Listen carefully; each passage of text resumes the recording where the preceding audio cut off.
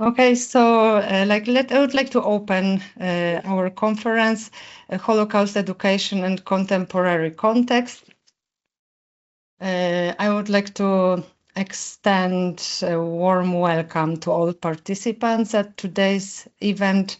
I welcome our project partners, all speakers, and everyone in the audience. I would like to take this opportunity to thank our team who have worked on the organization of the conference. And my special thanks go to Kinga Gajda, Bartosz Kwieciński, Sylwia Boryka, Svetlana Baranova, Paulina Filipiuk, and Konrad Kulik. I would also like to express my gratitude to our project partners for their continued support. Thank you. And before we begin, I would like to share few important information and announcements. First, you will find two links in the chat window. The first one is the attendance list, and I kindly ask everyone to fill out this form. And the second link you will find also in the chat window is the evaluation survey, and I would also appreciate if everyone could complete it. And I ask also the speakers to fill out both formulars. Third, if you have any question for the speakers, please write them in the chat window, and all questions will be addressed after the presentation I have concluded. Now, I will briefly present the main objectives of our project.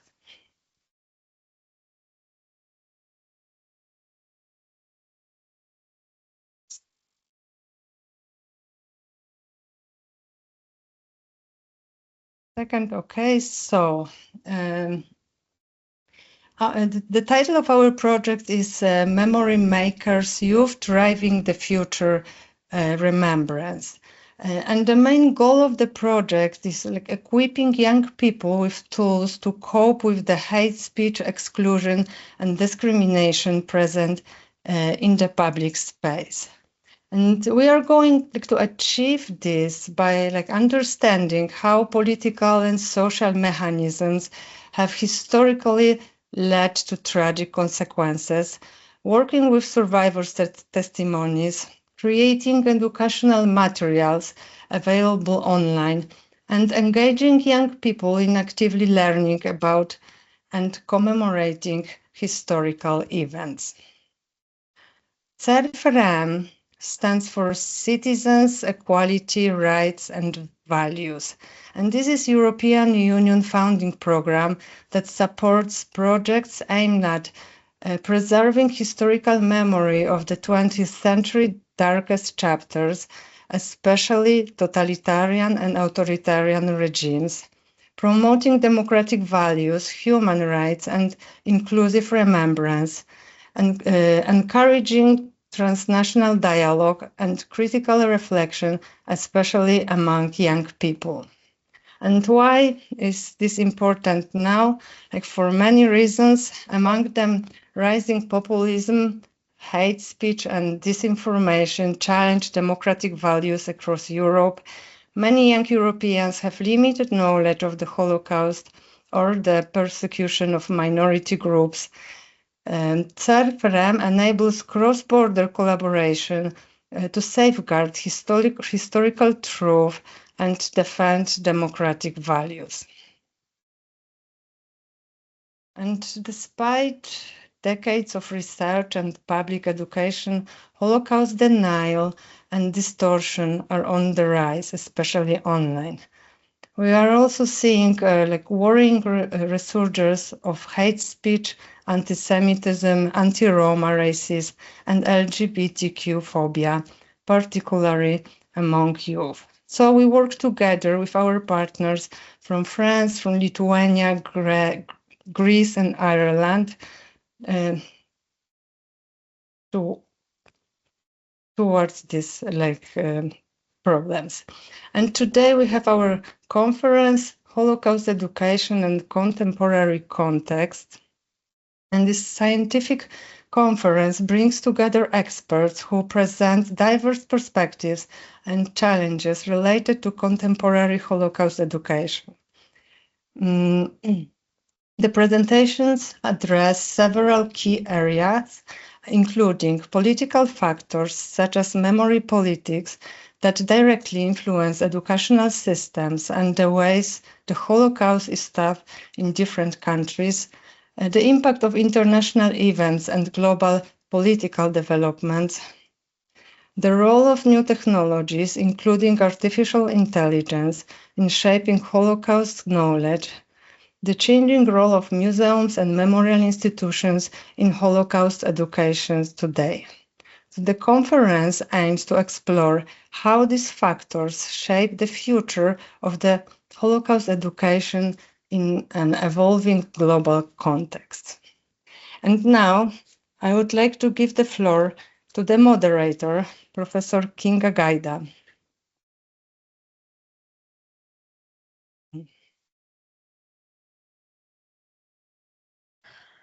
Okay, thank you very much, Agnieszka, for your welcoming.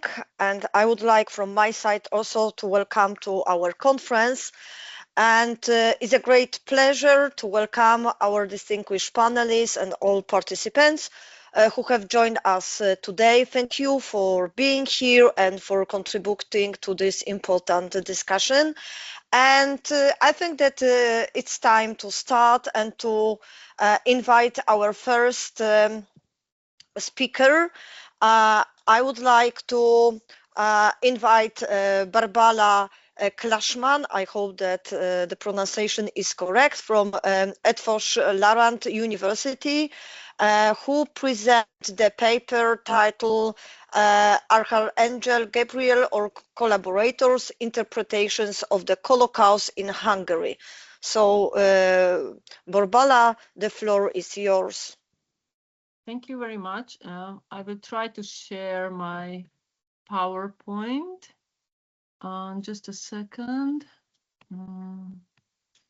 No, I think I will have to do it like this. Can you see it now? Yes, we can see you. Yes, we can see you. Yeah. And if I go to the second picture, can you see that? Yes, we can see, Yes, but we can.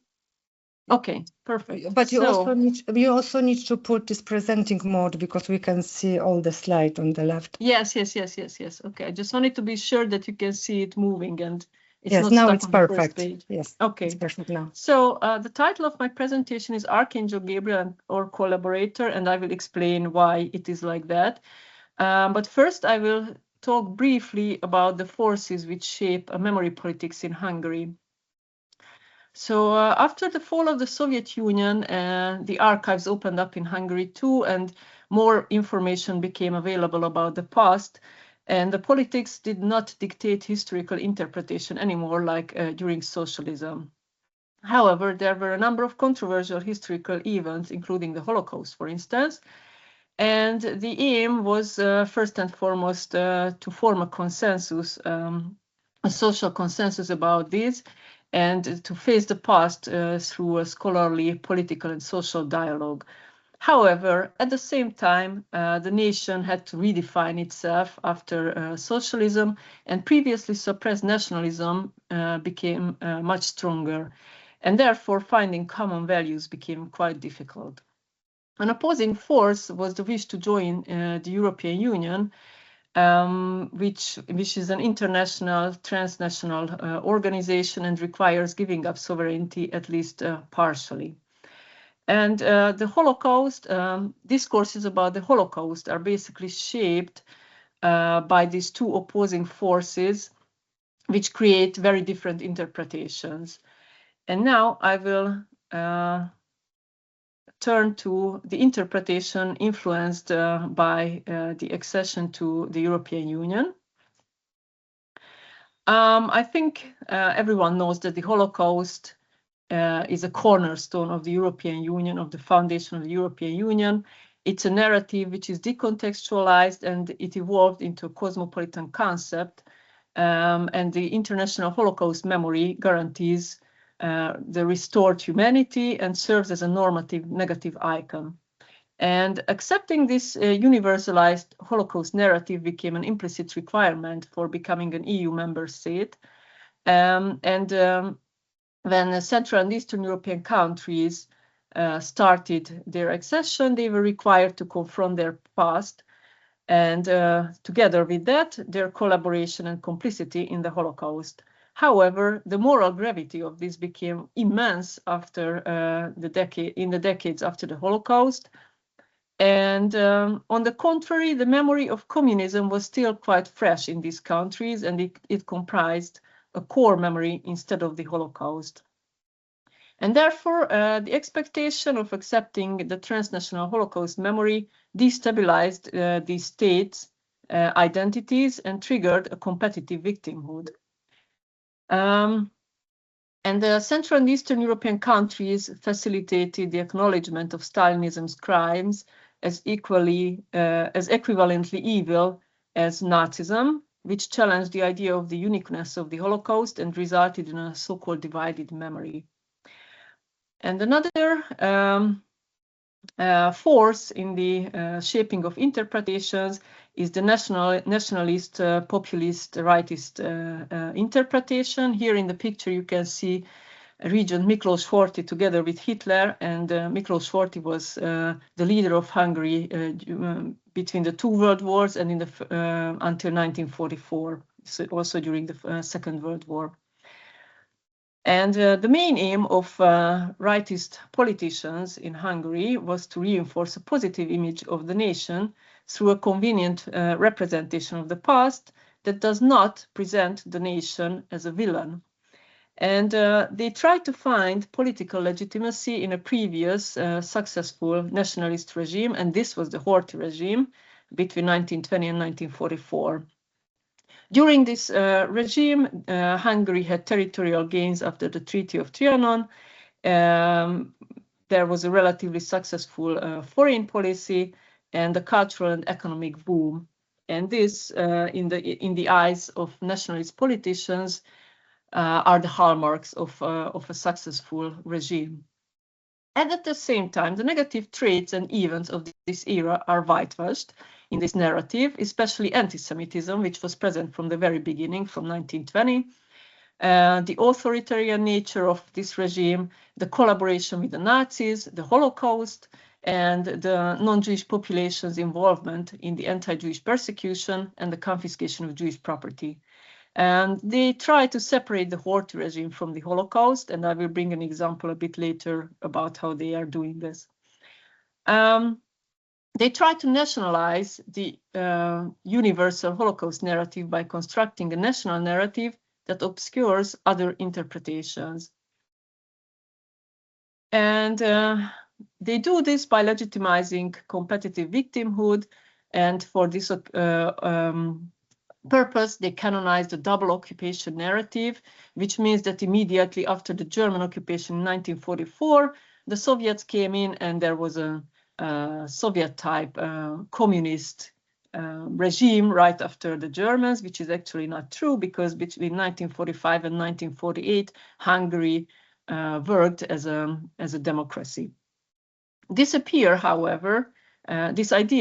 of the double occupation appears in the 2011 new constitution of Hungary.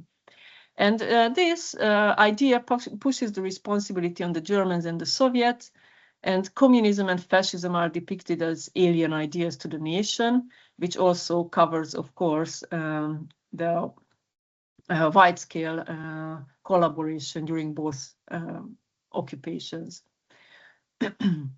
The politicians also emphasized the need to close off the past and move forward, suggesting that there was no need to discuss the Holocaust on a societal level, and questioning also the legitimacy of academic research on the topic.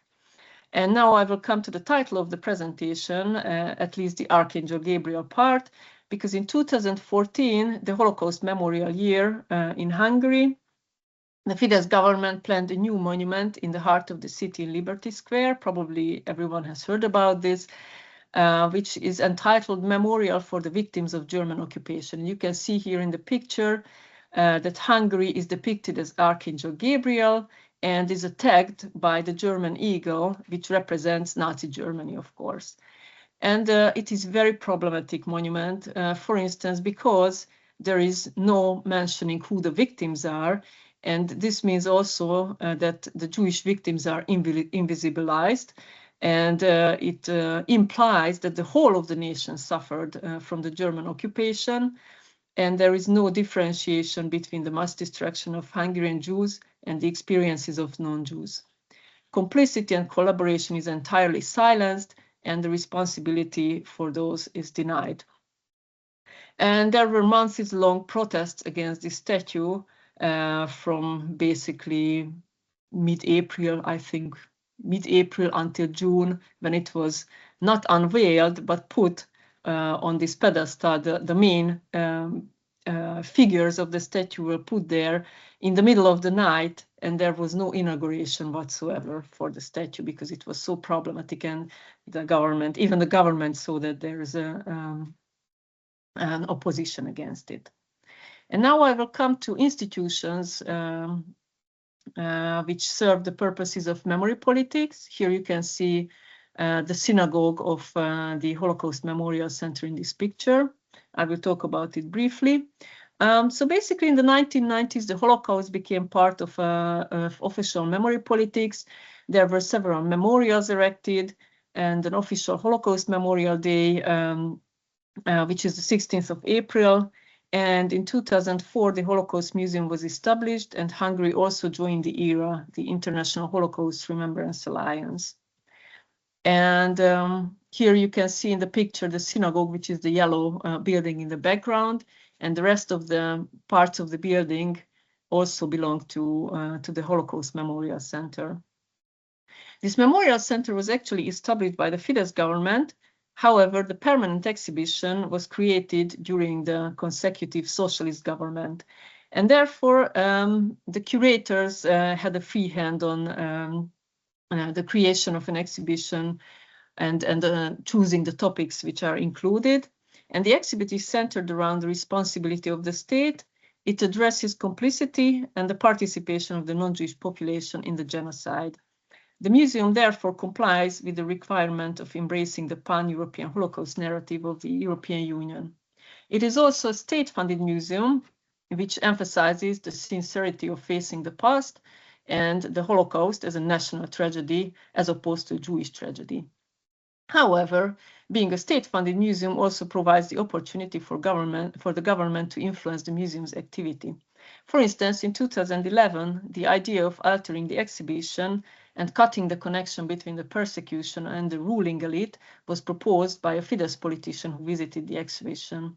The curators were not willing to change it, of course, and since they have the copyright, they still have the copyright to the exhibition, and there is no money to create a new exhibition. Everything remained as it was.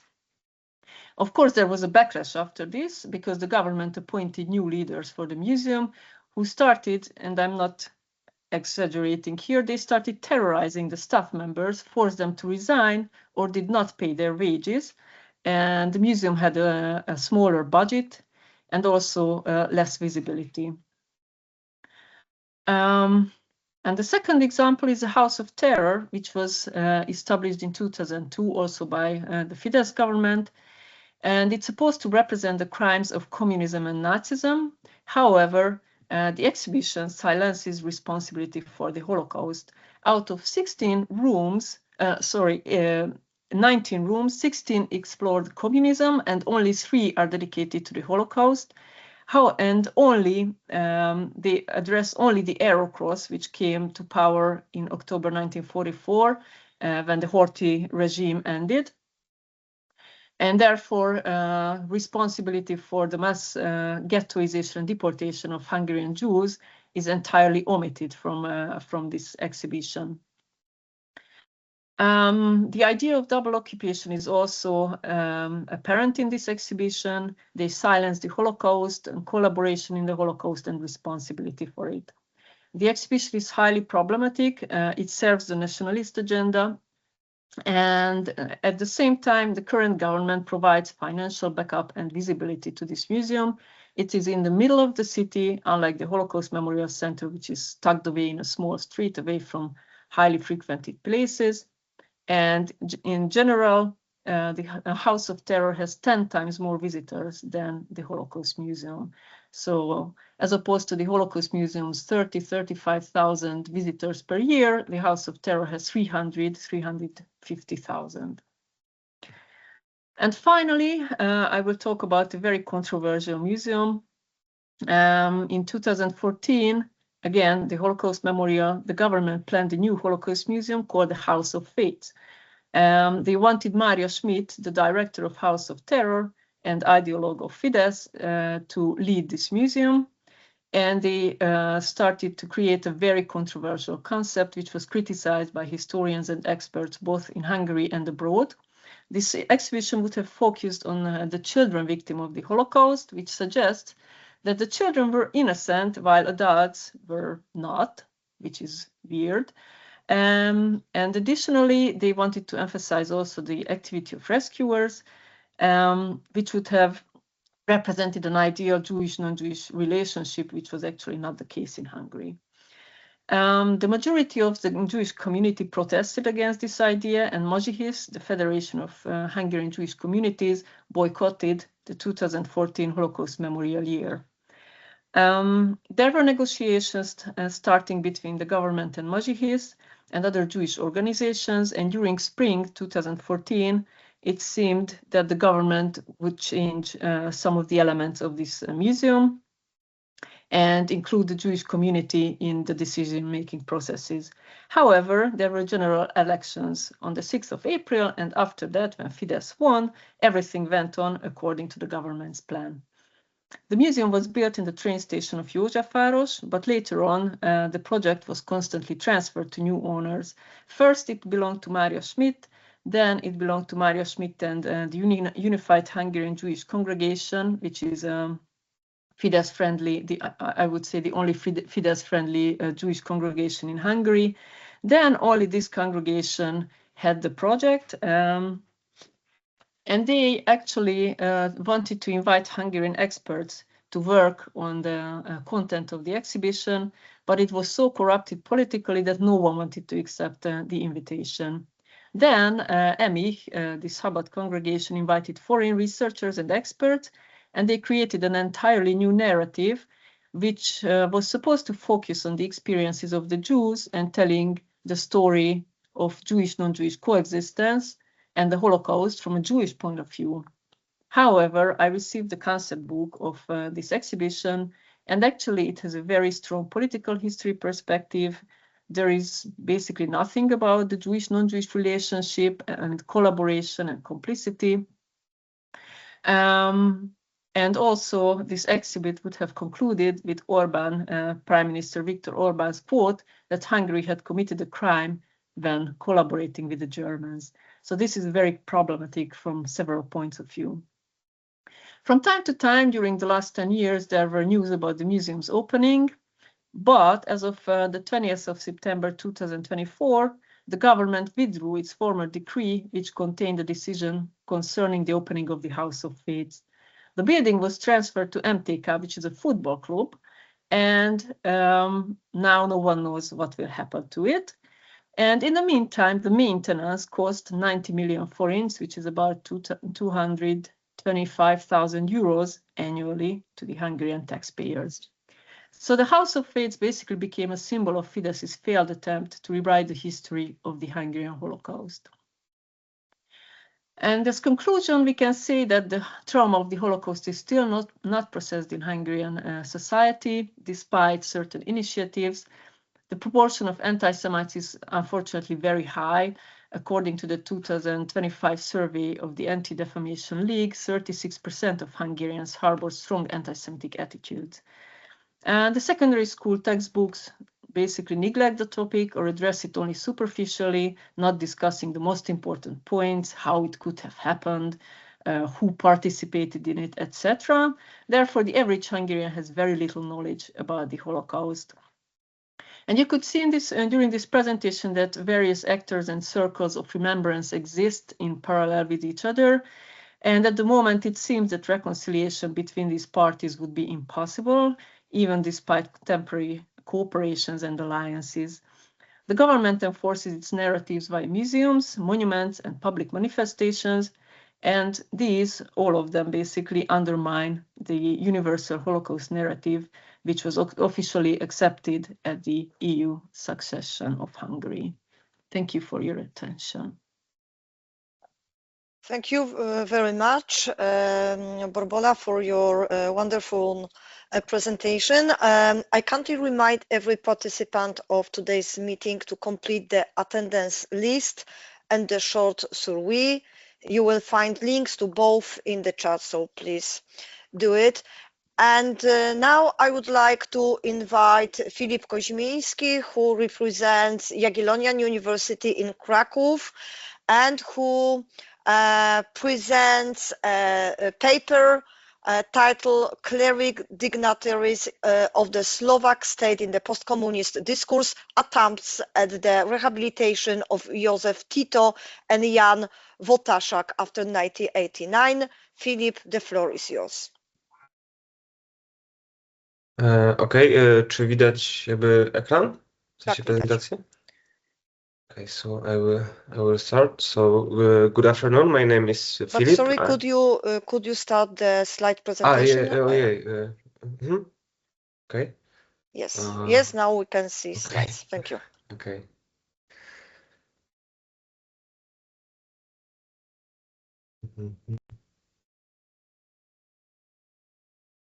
Okay, so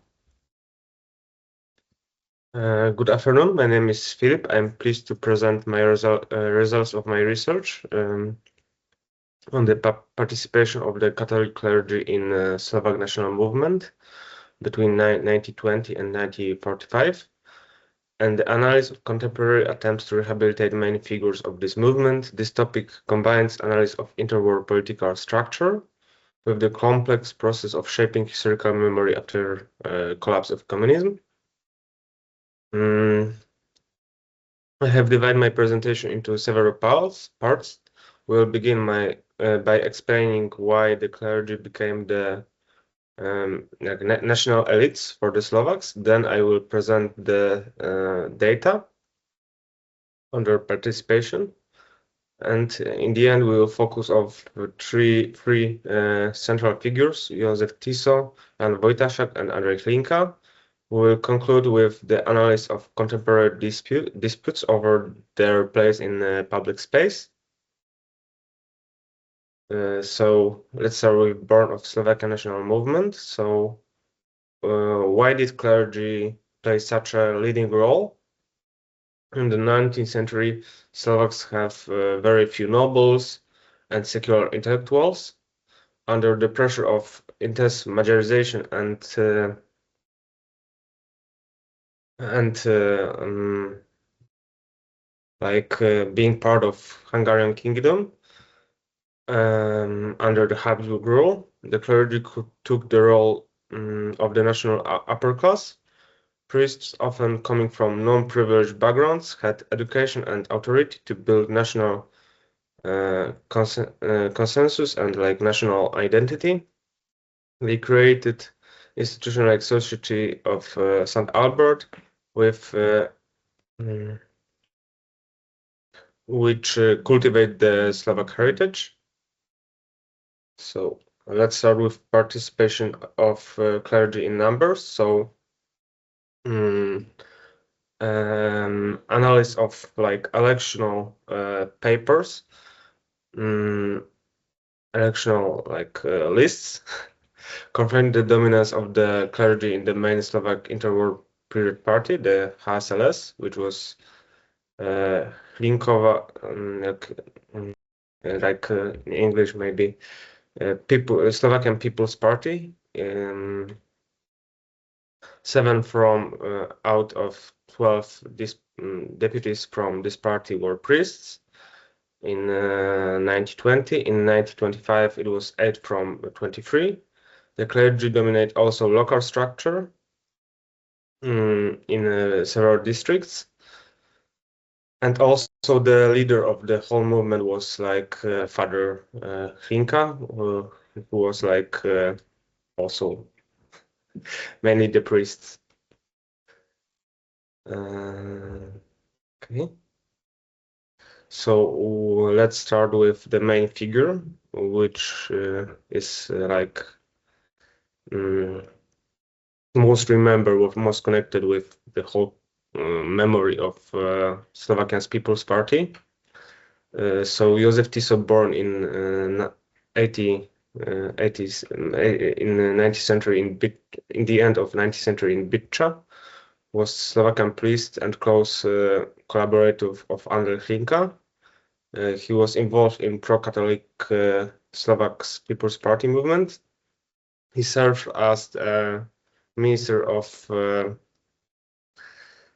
Youth and Youth Education of Youth in interwar Czechoslovakia, and later became the president of authoritarian Slovakian Republic, which was a Nazi satellite, very closely connected to the Nazi Germany. Slovakia under his rule was helping in the Holocaust. Practically all Slovakian Jews was deported to Nazi camps, mainly in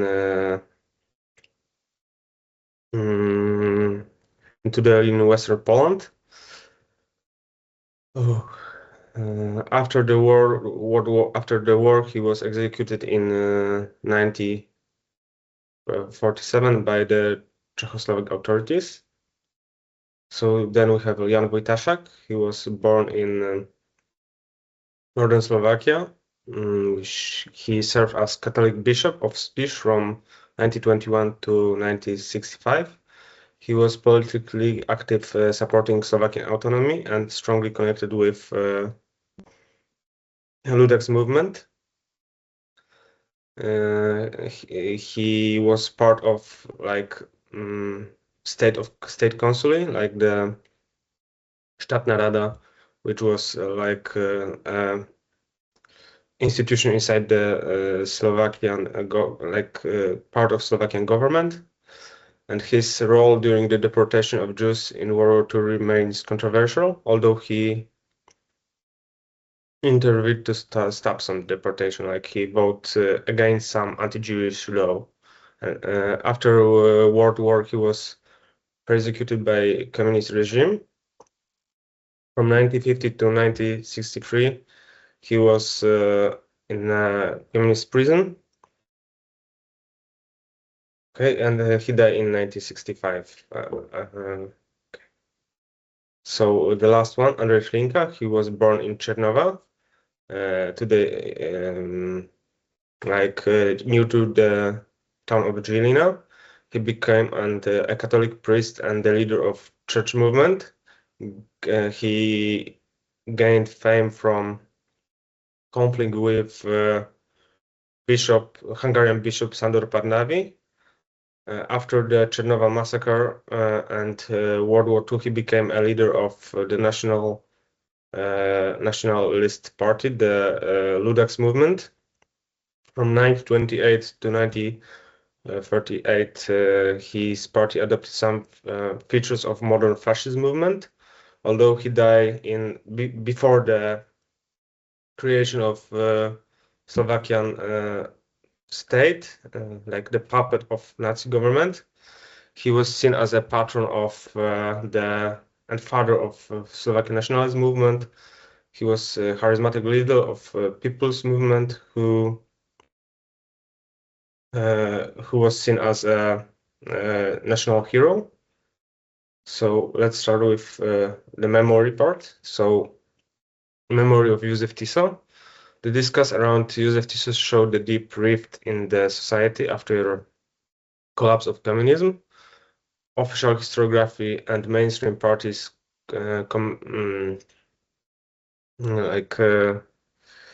see his rule as especially in context of the Holocaust. However, our cards represented by other like non-mainstream historian like Miran Durica, who strive for his rehabilitation, arguing that Tisa under the tragic war conditions tried to preserve Slovakian autonomy and like save the nation. It's worth to mentioning that example of controversy from 90s when Miran Durica created a school book about history of Slovakia, which was financed by European Union.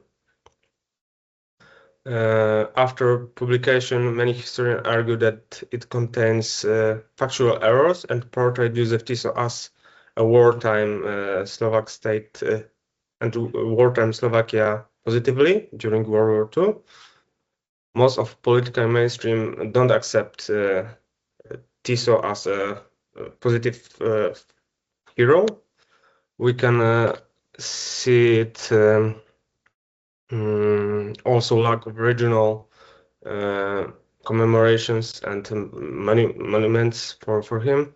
In his family home, we have only one plaque.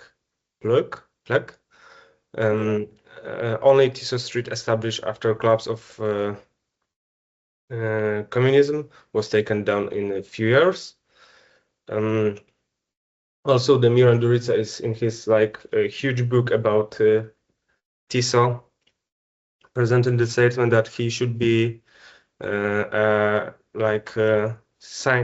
be seen as a holy figure and should be commemorated by the Catholic Church.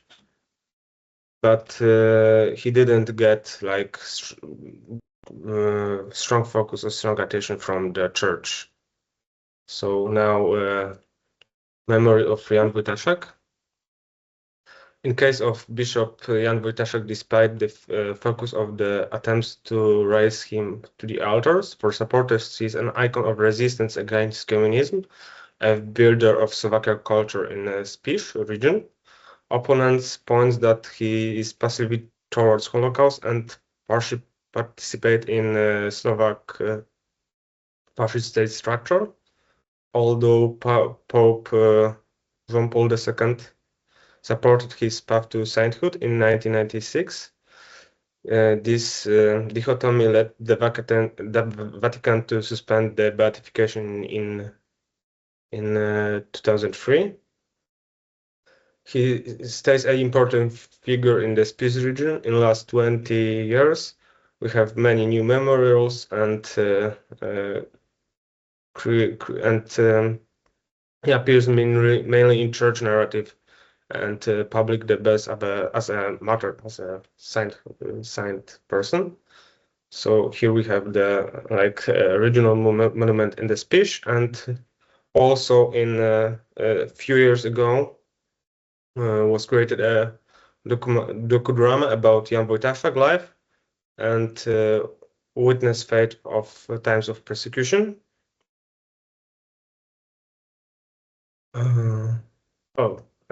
Maybe next one. So memory of Hlinka. This is he is the most commemorated from these three figures. Hlinka is only one from these three who is widely accepted as a national hero. We have many street names, monuments, although his party evolved towards authoritarian after his death, and under his rule, this party gained fascist influence from Italy and Germany. He was mainly seen as the figure of national struggle for Slovakia and fighter for Slovakian national rights.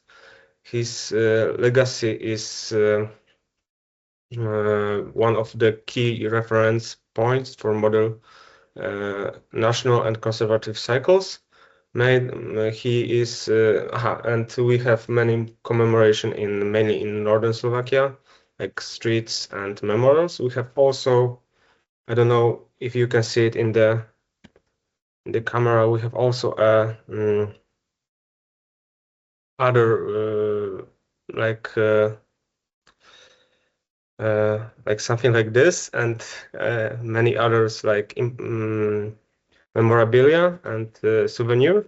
This is a banknote with Andrzej Hrinka, which I bought in Żylina, in the National Museum, like very close to the UNESCO village.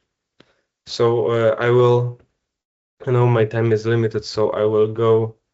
Oh, this is the like photos from Žilina and other parts of Slovakia, which we can see the examples of membership under Hrinka, and also his mausoleum.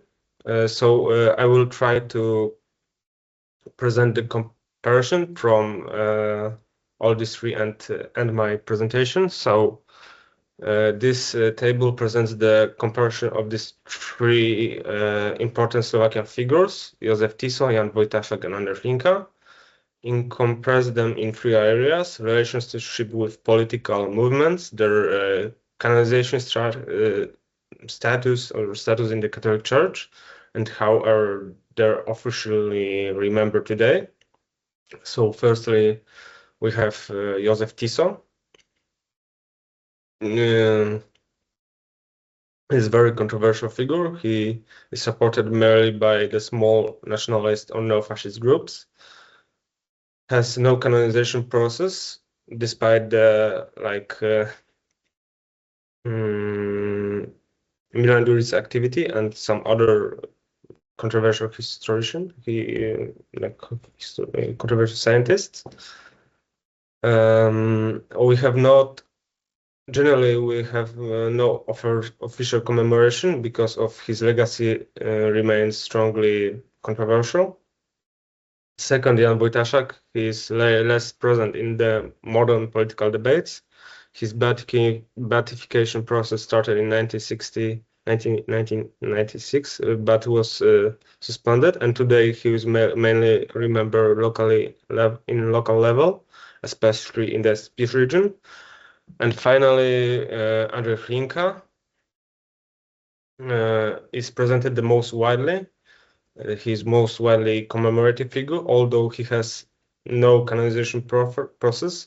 He is often considered as a symbolic father of the modern Slovakian state, and is remembered due to the monuments, street names, and many other places of memory. Also, he has like big mausoleum in the center of Žilina. So in the end, this is the photo I used, like the and this is the biography. So thank you very much for all of you for attention. Thank you very much, Filip, for your presentation, and I really like photos you presented. Please, for those who have not done so yet, I kindly ask you to complete and sign the attendance list. You know that it's very important in every project and in every conference to have the list of all participants, so you can find the list on chat. And now I would like to invite our project director, Dr. Agnieszka Gawras-Zajączkowska, who presents Jagiellonian University in Kraków. Agnieszka, please present your paper titled "The Foundation of Polish Memory Policy in the Context of the Holocaust." Agnieszka, the floor is yours. Thank you so much. Filip, can you remove your presentation, please? Actually, yes. Okay, so now. Yes, and 1 second, I will open mine.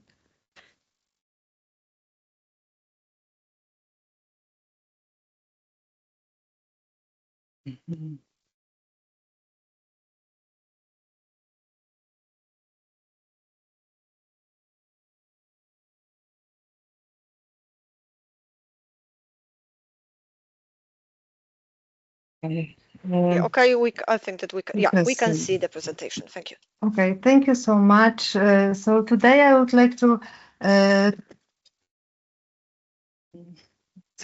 I would like to talk a little bit about the foundation of the Polish memory policy in the context of the Holocaust, as I think that this is like important to understand how it started. So let me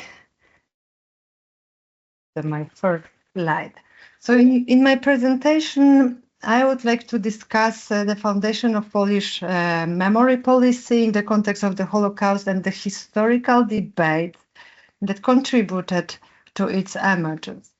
The development of memory politics in Poland was strongly influenced by a series of public controversies concerning Polish-Jewish relations during the Second World War.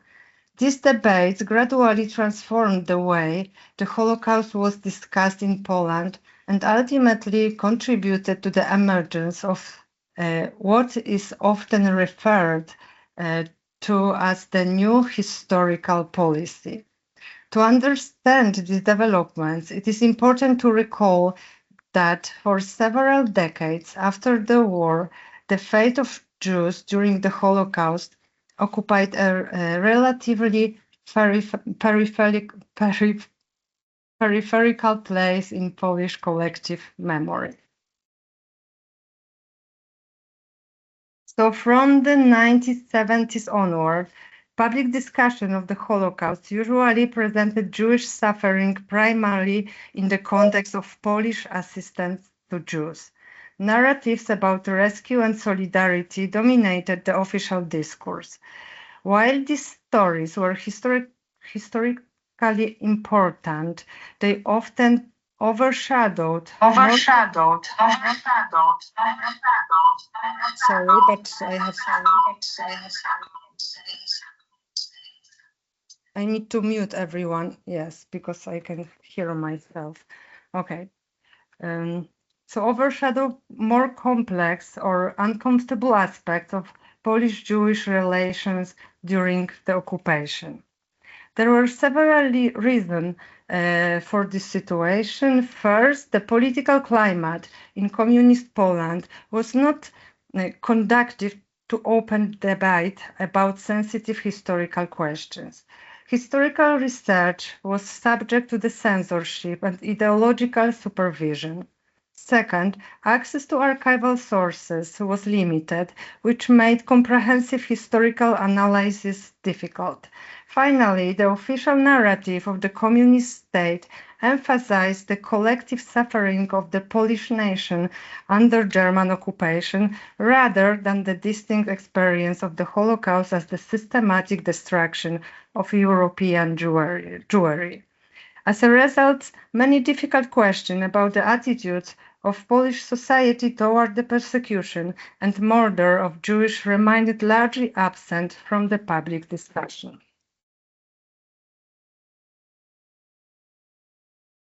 So a major turning point occurred in January 1987 with the publication of Jan Błoński's famous essay, The Poor Poles Look at the Ghetto, in the Catholic weekly The Godly Fortress. Błoński's text initiated an unprecedented public debate about Polish attitudes toward the Holocaust. In this essay, Błoński argued that while Poles were not perpetrators of the Holocaust, they could not entirely avoid moral reflection about the fact that the destruction of the Jews took place largely in front of their eyes. His argument focused on the problem of indifference and moral responsibility. Historian Dariusz Libionka later emphasized that Błoński's essay revealed the painful contemporary relevance of the Jewish question in Poland more than 40 years after the end of the war. At the same time, it exposed a certain helplessness among historians and intellectuals in addressing this complex and emotionally charged subject. The debate sparked by Błoński's essay marked one of the first moments when Polish society began openly confronting questions about the attitudes of bystanders during the Holocaust.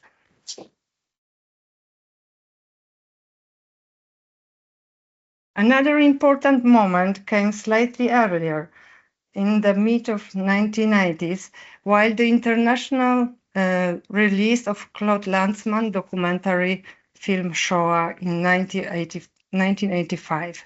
The film, which consisted entirely of interviews with survivors, witnesses, and perpetrators, had a profound impact on the global discussion about the Holocaust. When the film became known in Poland, it triggered intense controversy between 1995 and 1987. Many commentators criticized Lanzmann's portrayal of Polish witnesses, arguing that the film presented Poles in an unfair and negative light. Some critics described the film as anti-Polish.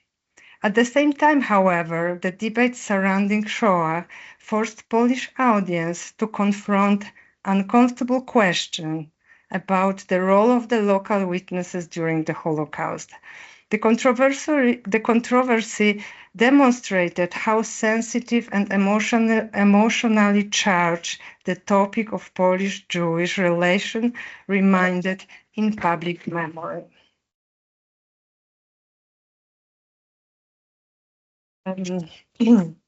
A much more dramatic turning point occurred in the year 2000 with the publication of Jan Tomasz Gross's book Neighbors, The Destruction of the Jewish Community in Jedwabne.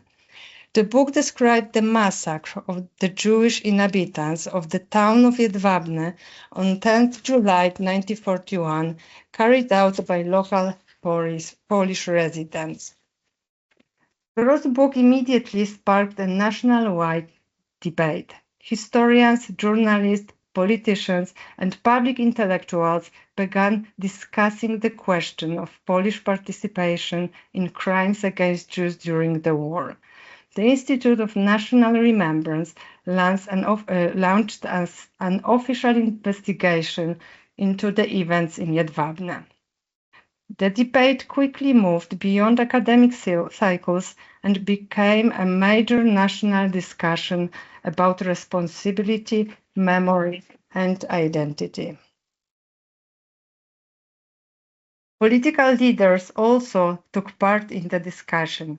Prime Minister Jerzy Buzek acknowledged the Polish participation in the crime as undeniable. At the same time, he emphasized that the case of Jedwabne should not be used to generalize about Polish co-responsibility for the Holocaust or to support claims about inherent Polish anti-Semitism. The debate also provoked strong reaction from emerging political forces on the right.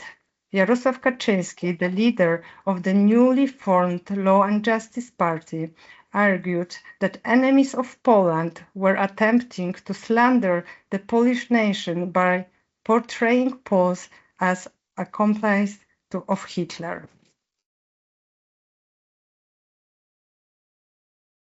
In July 2001, President Aleksander Kwaśniewski issued a formal apology for the crime committed in Jedwabne.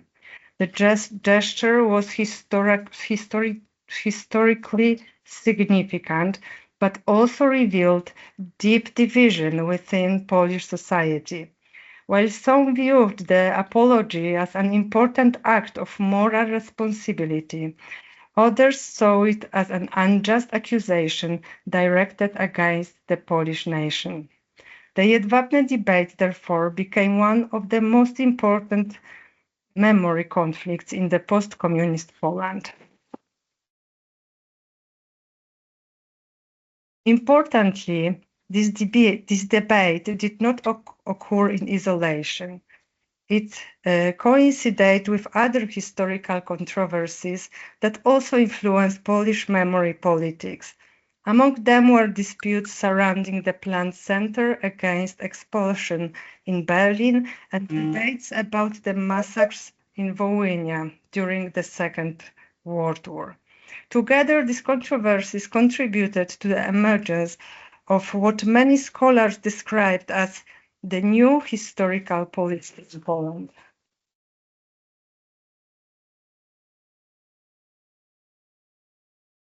Historical policy refers to the deliberate involvement of the state in shaping historical narratives and collective memory.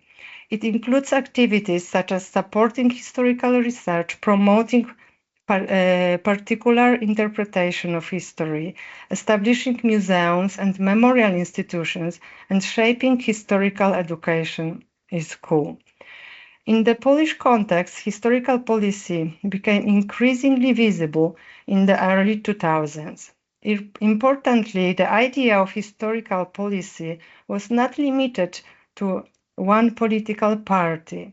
As historian Piotr Forecki has pointed out, the need to actively shape historical narratives became a cross-party postulate in Polish politics. However, the concept was most strongly developed and implemented by conservative political cycles, particularly by the Law and Justice Party. In the political thought of the Polish right, historical policy is considered a crucial instrument of nation building. It is viewed as a tool for fostering national identity and strengthening the political community. Conservative thinkers also perceive historical policy as an important element of foreign policy. In their view, the way history is presented internationally influences how Poland is perceived by non-Poles around the world. For this reason, the construction and shaping of Polish national identity is regarded as a major political challenge.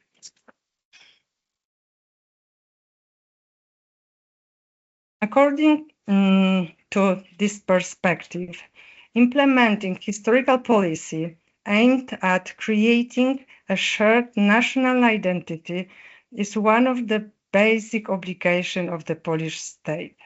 One of the main ways of achieving this goal is the promotion of commonly shared values, such as national and local patriotism, as well as the idea of common heroic national history. Right-wing thinkers emphasize the importance of highlighting positive and valiant events in Polish history and promoting the memory of national heroes. These figures and narratives are considered essential for organizing the national community and facilitating intergenerational communication.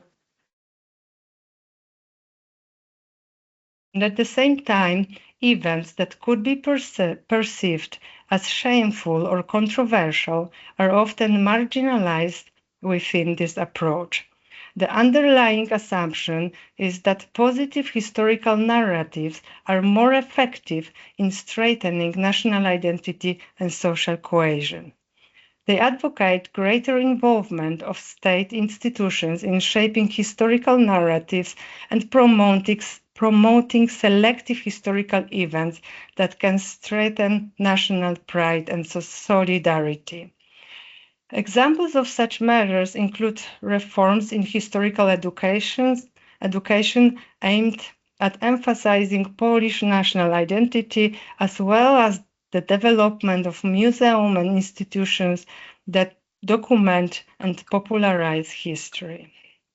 In conclusion, the main principles concerning the conduct of historical policy and the methods proposed by the Law and Justice Party were clearly articulated in its political program and public statements. One may agree or disagree with these ideas. However, the party won democratic elections and subsequently began to implement these policies in a consistent manner. The major controversy surrounding this historical policy stems not from the existence of such ideas themselves, but from the ways in which they were implemented.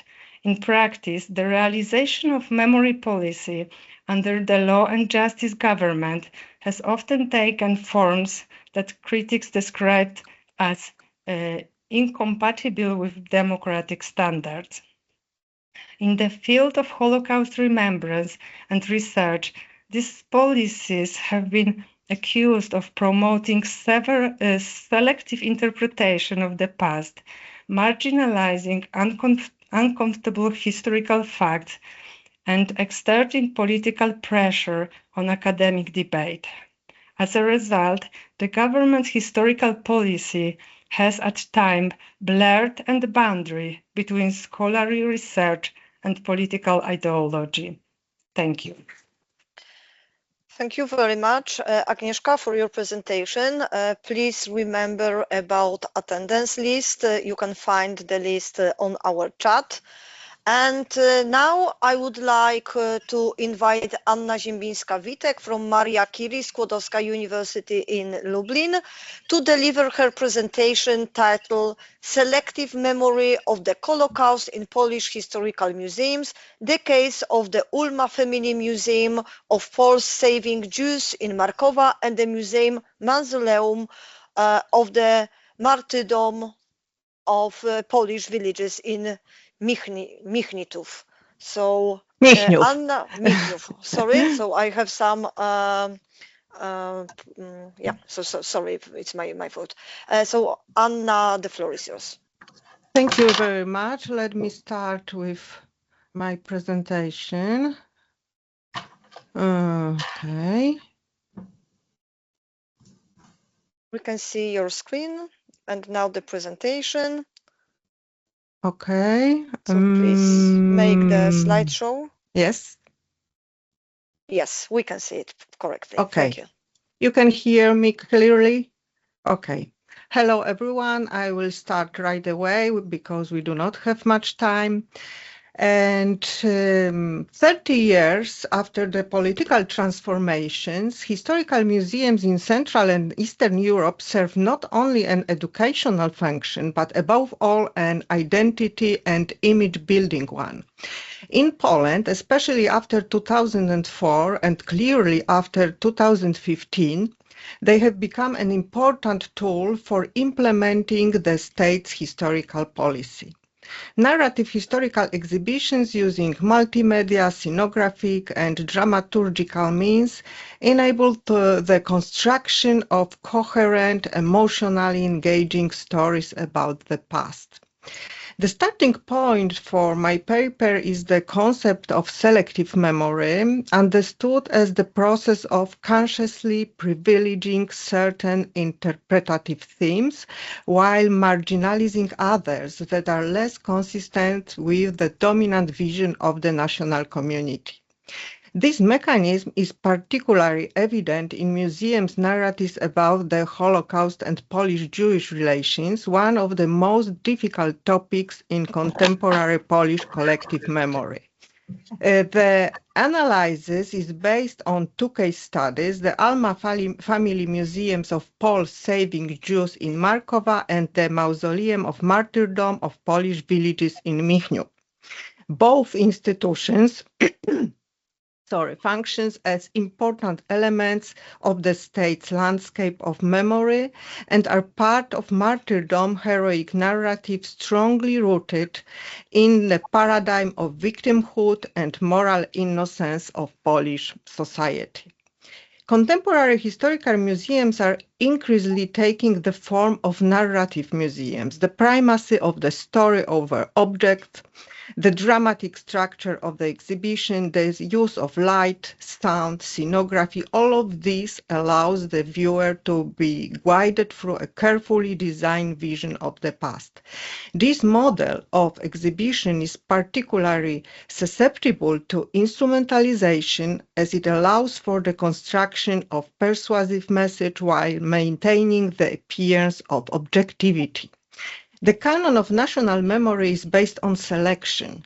It includes events and figures that are source of pride and marginalizes those that could disrupt the affirmative narrative about the community. Knowledge about reasons for pride has the status of public and communal knowledge, while knowledge about reasons for shame is often private knowledge, frequently absent from official discourse. In this case of Polish-Jewish relations, this means shifting the emphasis toward heroism and solidarity, while limiting reflection on the complicity, indifference, or hostility of part of society toward Jews.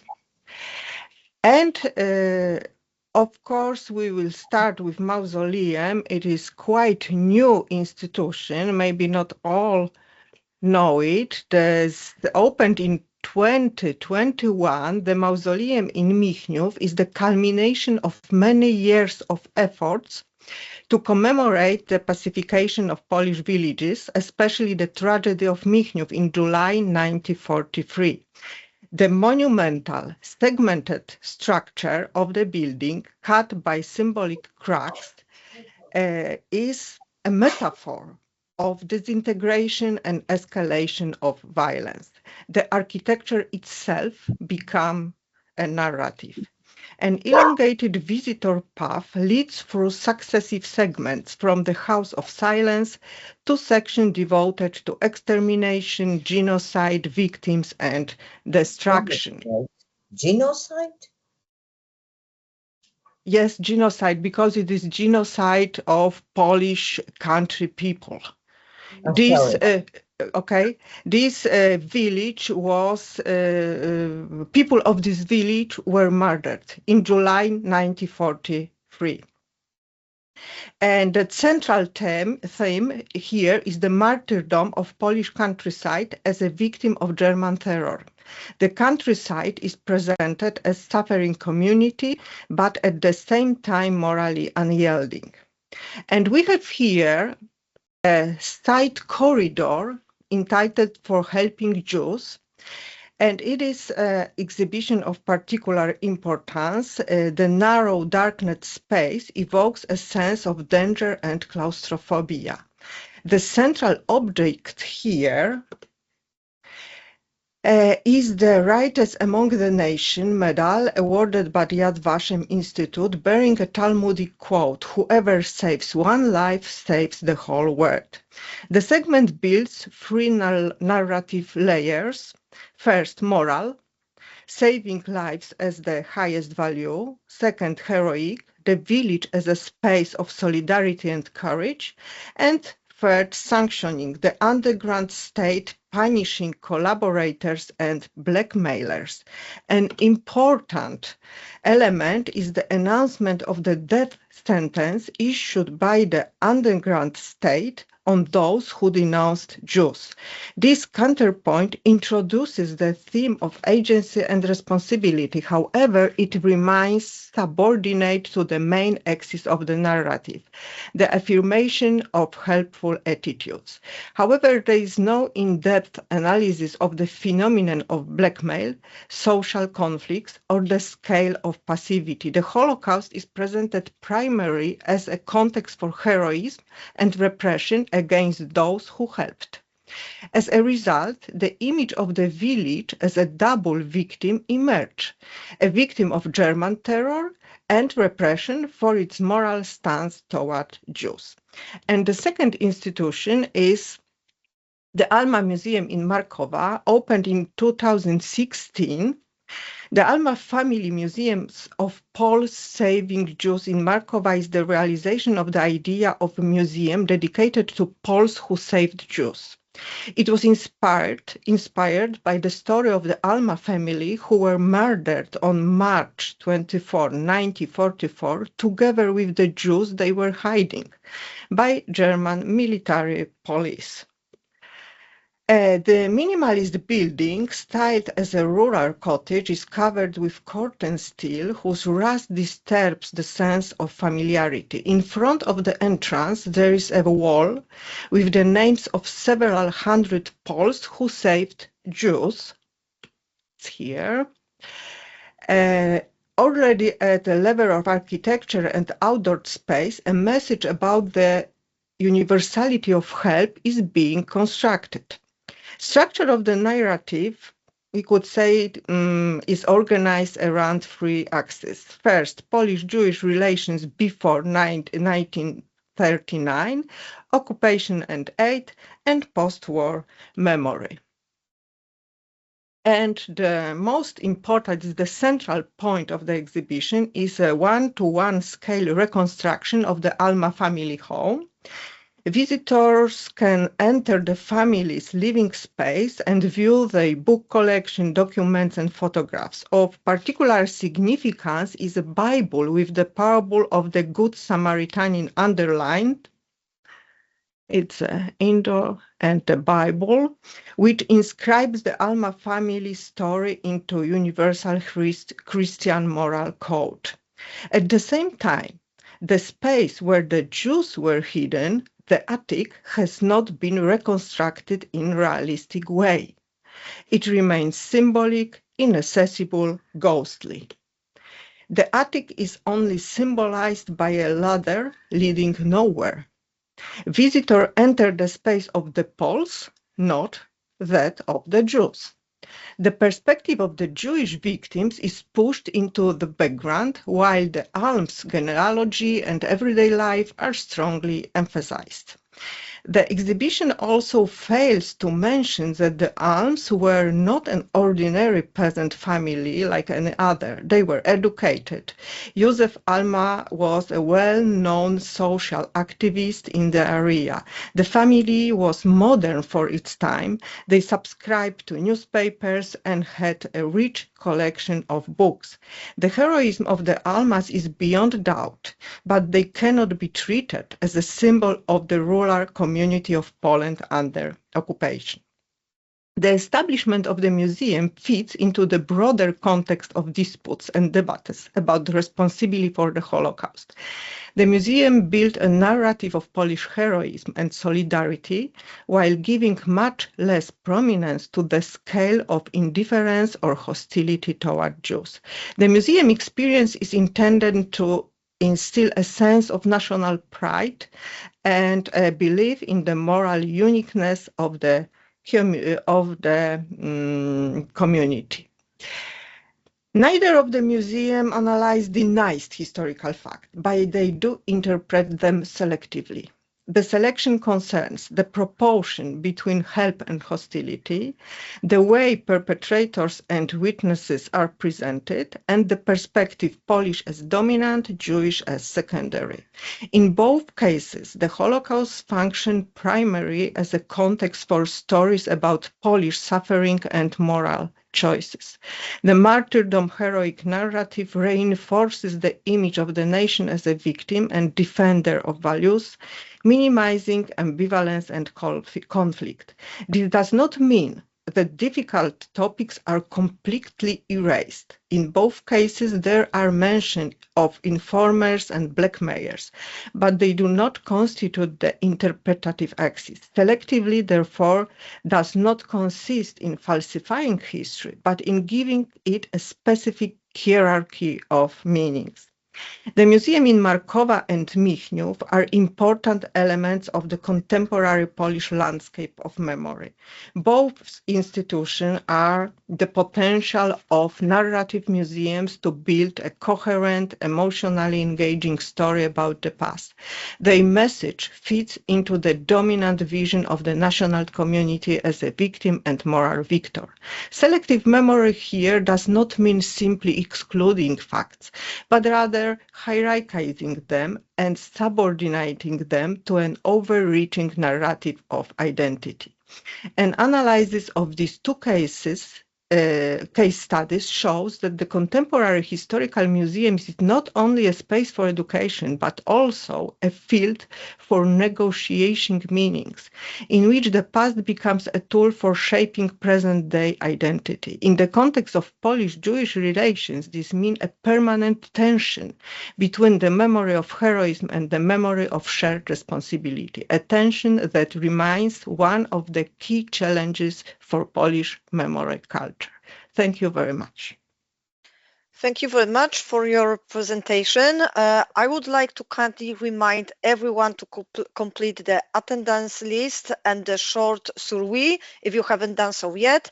And you can also submit any questions for the panelists via the chat. So at the end, we will address them during the discussion. And now our next presentation will be given by Agnieszka Witkowska-Krych from the Pilecki Institute in Warsaw on the topic using Korczak, losing context, the cost of overuse. Agnieszka, the floor is yours. Hello, good afternoon. Just let me know if my presentation is somehow we visible can see it. and I can Yes. just use And it. please start the presentation. And if I, okay. So give me a second. Of course. Let's say. Yeah, there is in the presentation showed. Thank you very much. If it's not, just remind me or just poke me or tell me that something is wrong and I will panic then and we'll manage somehow. So again, thank you very much for having me today. This short, relatively short presentation will serve him here also as some kind of a report from my journey with Korczak. I spent many years with researching his life and legacy, but everything started when I was 12, and actually that was also the trigger to somehow apply for this conference in order to tell you how this general image that I was provided with when I was 12, that was 5th grade, if I'm not mistaken, led me to be a historian of Jewish welfare and a researcher of Jewish orphans, orphanhood, and so on and so forth. So I was 12 when I decided to see a movie. I mean, I was given the opportunity to see the movie that was directed by Andrzej Wajda. Probably some of you saw this movie, have seen this movie, and probably some of you know the story, the final scenes that I'm going to develop further a little bit more. But actually, that was the only knowledge that I get when I was very, very young. And actually, in my public, normal, regular primary school, no one told me more. So I stayed with this image of Janusz Korczak, leading the children to the Umschlagplatz from where they got deported to Treblinka death camp. I didn't know, probably you knew it already when you were at my age. So when you were 12, probably you knew that he was a writer, he was a medical doctor, he was a radio broadcaster, he was the founder of very modern Jewish gazette. He was Polish Jew. He was born as Henryk Goldschmidt, not Janusz Korczak. He was very well known in Warsaw. He was a friend of the wife of Józef Piłsudski and so on and so forth. I didn't know that at all. The only thing that I knew at that time and that struck me and actually changed the trajectory of my life somehow was the fact that he stayed with the children and he was the one and the only. But so when I was preparing to today's lecture, talk or presentation, I really wanted to check what is the common knowledge among people about Korczak. Of course, it's very difficult to ask everyone, each and every one of you or whoever, what do you know about Janusz Korczak? So I decided to use our modern tools that probably are used vastly by any one of us, just to check what is the common knowledge about Korczak. So I asked one of the artificial intelligence tools, what are the 5 most popular statements concerning Korczak? And you can have a look what was given to me. And actually, they are partly true and partly false. So, or maybe they are not entirely false, but they are a little bit too more general. So let's leave those modern tools and let's just have a look on another scope of let's say popular culture, books, movies, and places where we can find information about Korczak. Korczak, who, as I said, he was Jewish, he was born in Warsaw in 1878 or 9, we don't know the exact year date. He was an educated medical doctor, pediatrician, and he started his professional career as a doctor in a Jewish children's hospital. Then after he decided to change a little bit his trajectory of professional life. He left the medical career and he started to cooperate with an association that was that was a founder and director of one of the Jewish orphanages in Warsaw. So first of all, he was not the founder of this establishment. He just joined something that was already very active. In those books that's only a selection, of course, but in those books, we will not find those information. Most of the information that we'll find there is the depiction of the last years of his life. And equally in the French one, in the English ones, and also in the Polish ones, we mostly speak about the last years of his life and activity, of him being the director of the orphanage for the Jewish children aged from 7 to 14. The orphanage was located in Krochmalna Street in Warsaw. We don't read much about his external activities, which actually made him famous because he was the one who was speaking about the rights of the children. He was the one who established this gazette for the children. He was the one who was publicly present in the Polish, let's say, media sphere.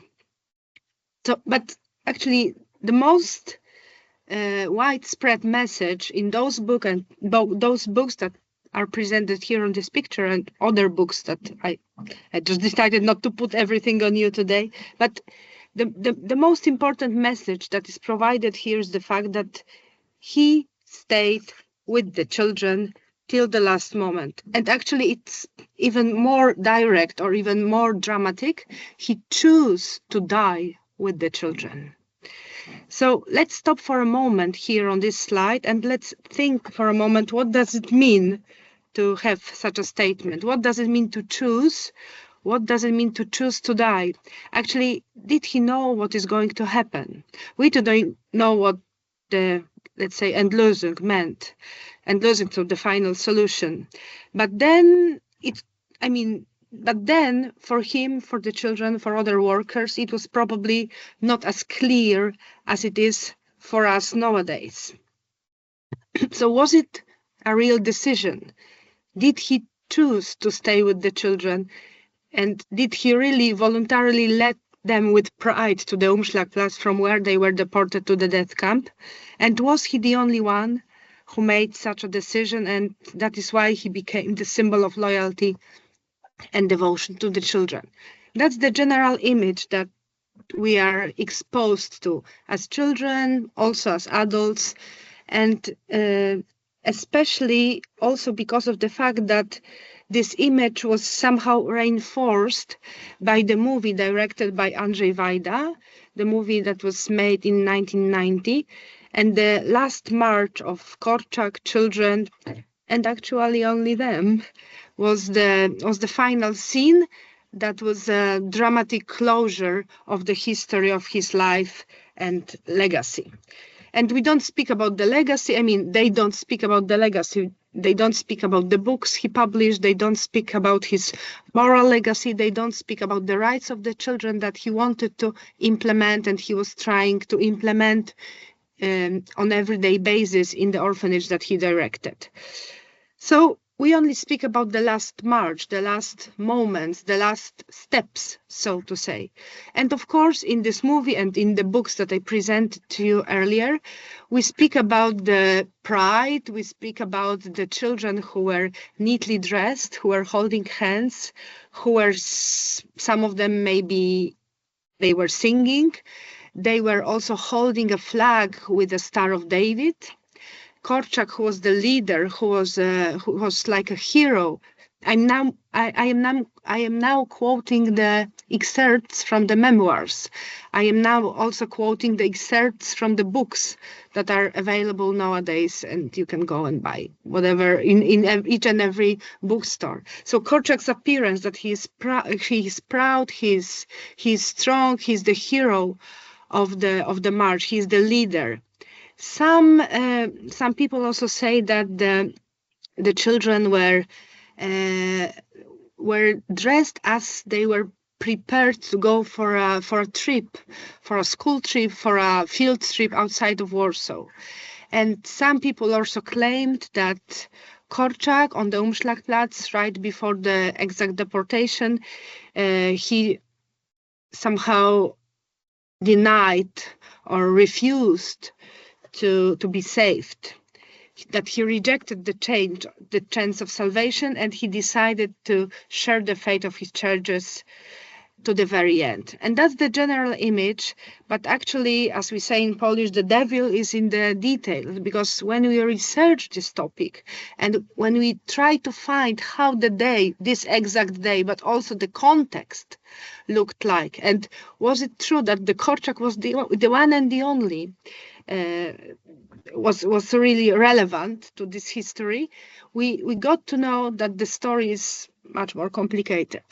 That's the map of the Warsaw Ghetto, and on this map you can see about 20 orphanages, about 20 red points or red dots that depict the orphanages that were located in the Warsaw Ghetto. So first of all, Korczak was not the only director who was taking care of the children.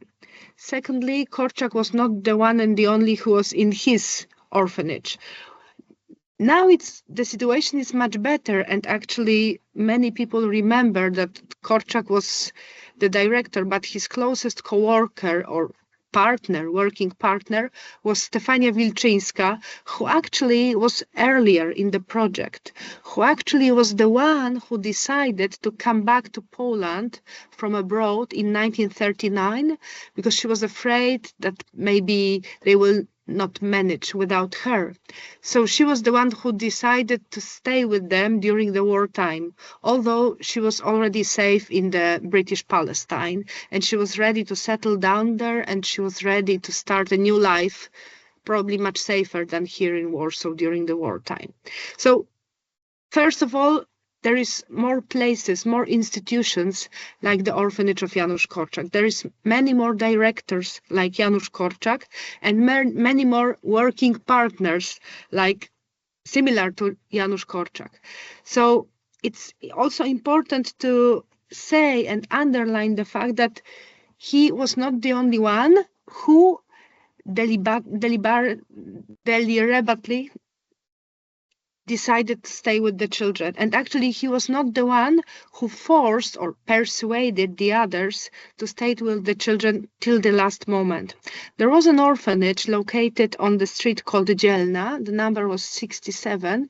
And one of the workers, her name was Sara Grober-Janowska, she forced her colleagues and co-workers to stay with the children till the last moment. She was the one who persuaded them that it's important to stay till the last moment, whatever happens, whatever is going to meet them in the future.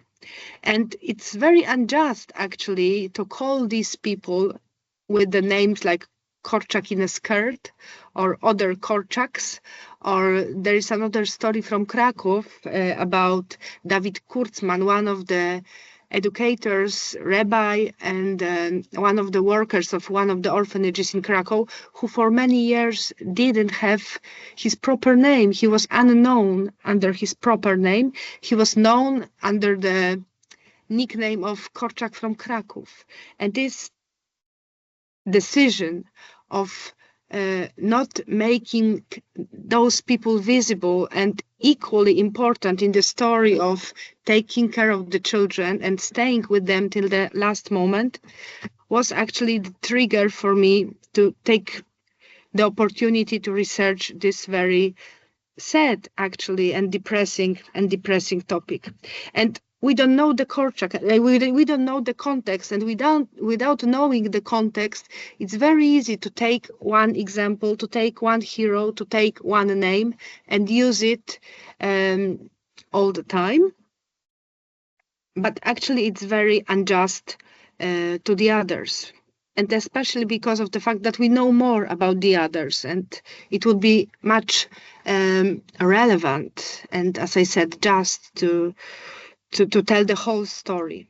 So, and this general image that is derived from the popular books for the children and popular stories that are presented publicly is that in dignity he walked beside his children into the shadow of death, choosing honor and love over survival. And it sounds very uh, pathetisch, I would say, in German, because pathetic in English it's not the same word, but pathetisch, it's very, here we have those big words that make us to think about the honor, about dignity, and all those big feelings. But actually, probably it looked like this. He remained with the children to the end so they would be a little less afraid of what might come. We don't know how much did they knew what to expect while thinking about this deportation, about this resettlement to the east. We don't know how much did they tell to the children, how much, to what extent the children were prepared. We don't know that.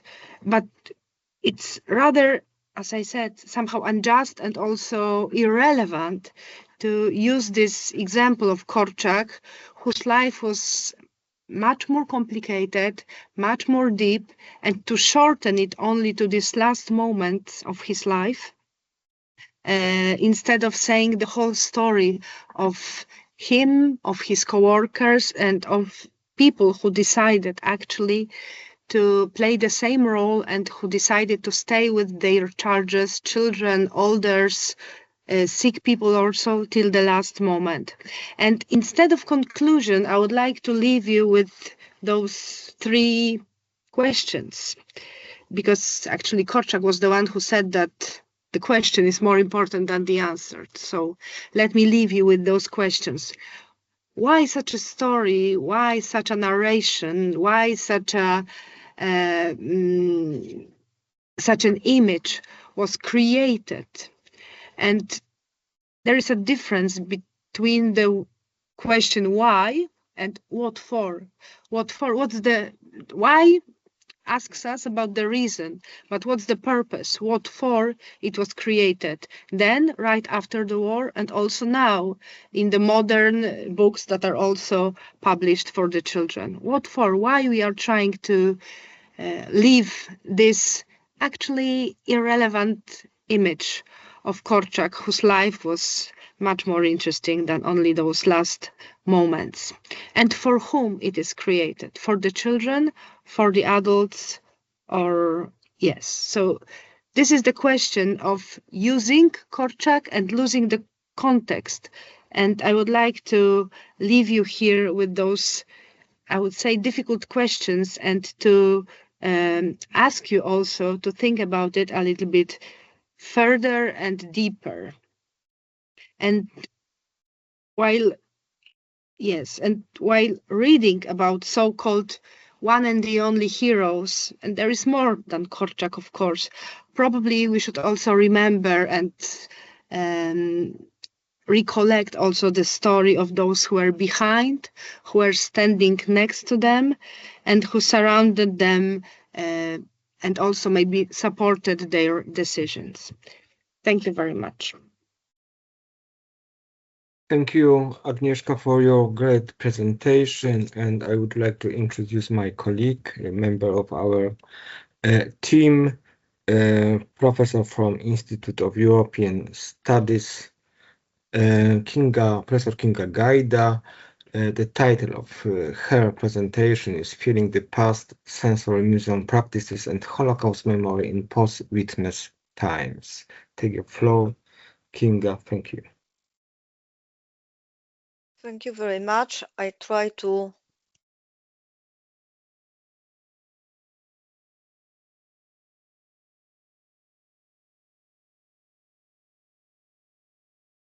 sorry.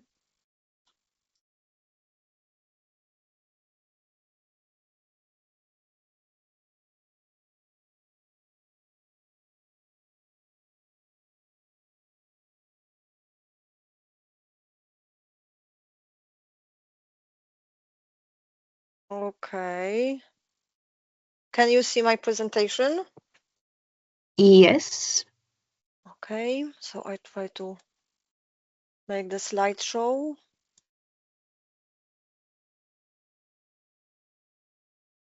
Is it in slideshow now?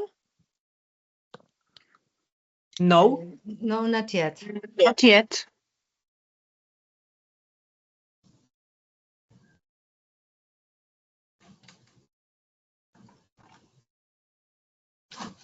And now? No. Okay, so I think that I will do it one more time.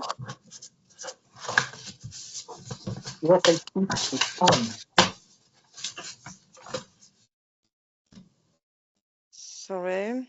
Sometimes I've got the problem with slideshow, unfortunately.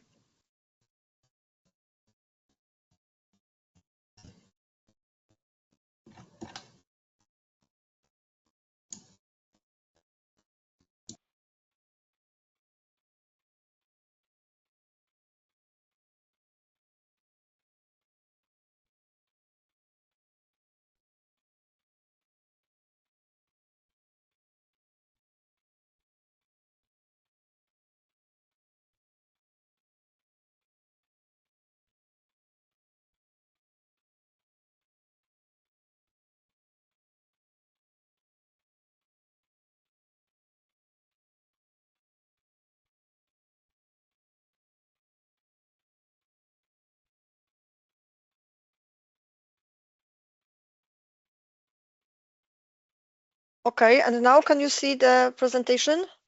We can see the presentation, but it is still not in the slideshow. Yeah, so I think that we stay in this version. Okay, sorry, but sometimes I've got the problem when I start the slideshow with slides. So sorry very much for the problem. That's okay. Okay. In post-witness times, when there are no longer living survivors of historical traumas, such as the Holocaust, their testimonies are most often archived and recorded. A key challenge for educators and museums today is how to teach about the past and to reach young people who live predominantly in digital spaces and are constantly exposed to the internet and artificial intelligence. Traditional methods of storytelling and factual instruction are often insufficient to engage this generation meaningfully. Here, architecture and in situ experience play a crucial role by designing spaces that immersive involve the senses, emotions, and bodily perception. Museums can create encounters that go beyond the passive reception of information. Physical and spatial experiences combined with carefully crafted narratives allow young visitors to connect with the past, reflect on human experiences, and understand historical trauma in a way that is both tangible and memorable, even when direct human witnesses are no longer presented. My presentation addresses the growing importance of multisensory approaches in museums of difficult heritage. Museums are no longer merely spaces for the passive reception of information. They are environments where emotional, cognitive, and bodily experiences are integrated to engage visitors in a holistic understanding of history. This is particularly relevant in the context of Holocaust memory, where traumatic events cannot be directly experienced and must be mediated through carefully designed narratives, spatial arrangements, and sensory stimuli. Drawing on research in embodied cognition and multimodal storytelling, this study highlights how multisensory methods through architecture, lighting, sound, Tesla elements, and digital tools allow visitors, including post-generational audiences, to emotionally connect with the past, reflect on human experiences, and construct meaning collaboratively. The case of the Jewish Museum in Berlin exemplifies how space, design and sensorial engagement can transform memory into lived experience, making Holocaust history tangible, comprehensible and memorable for contemporary audiences. This approach aligns with the goals of Holocaust education in the 21st century, not only to transmit factual knowledge, but also to cultivate empathy, critical reflection, and an embodied understanding of traumatic history, ensuring that memory survives beyond the generation of direct witnesses. A multisensory museum engages the body and mind of visitors, stimulating multiple senses, sight, touch, hearing, and sometimes smell, to create an immersive understanding of history.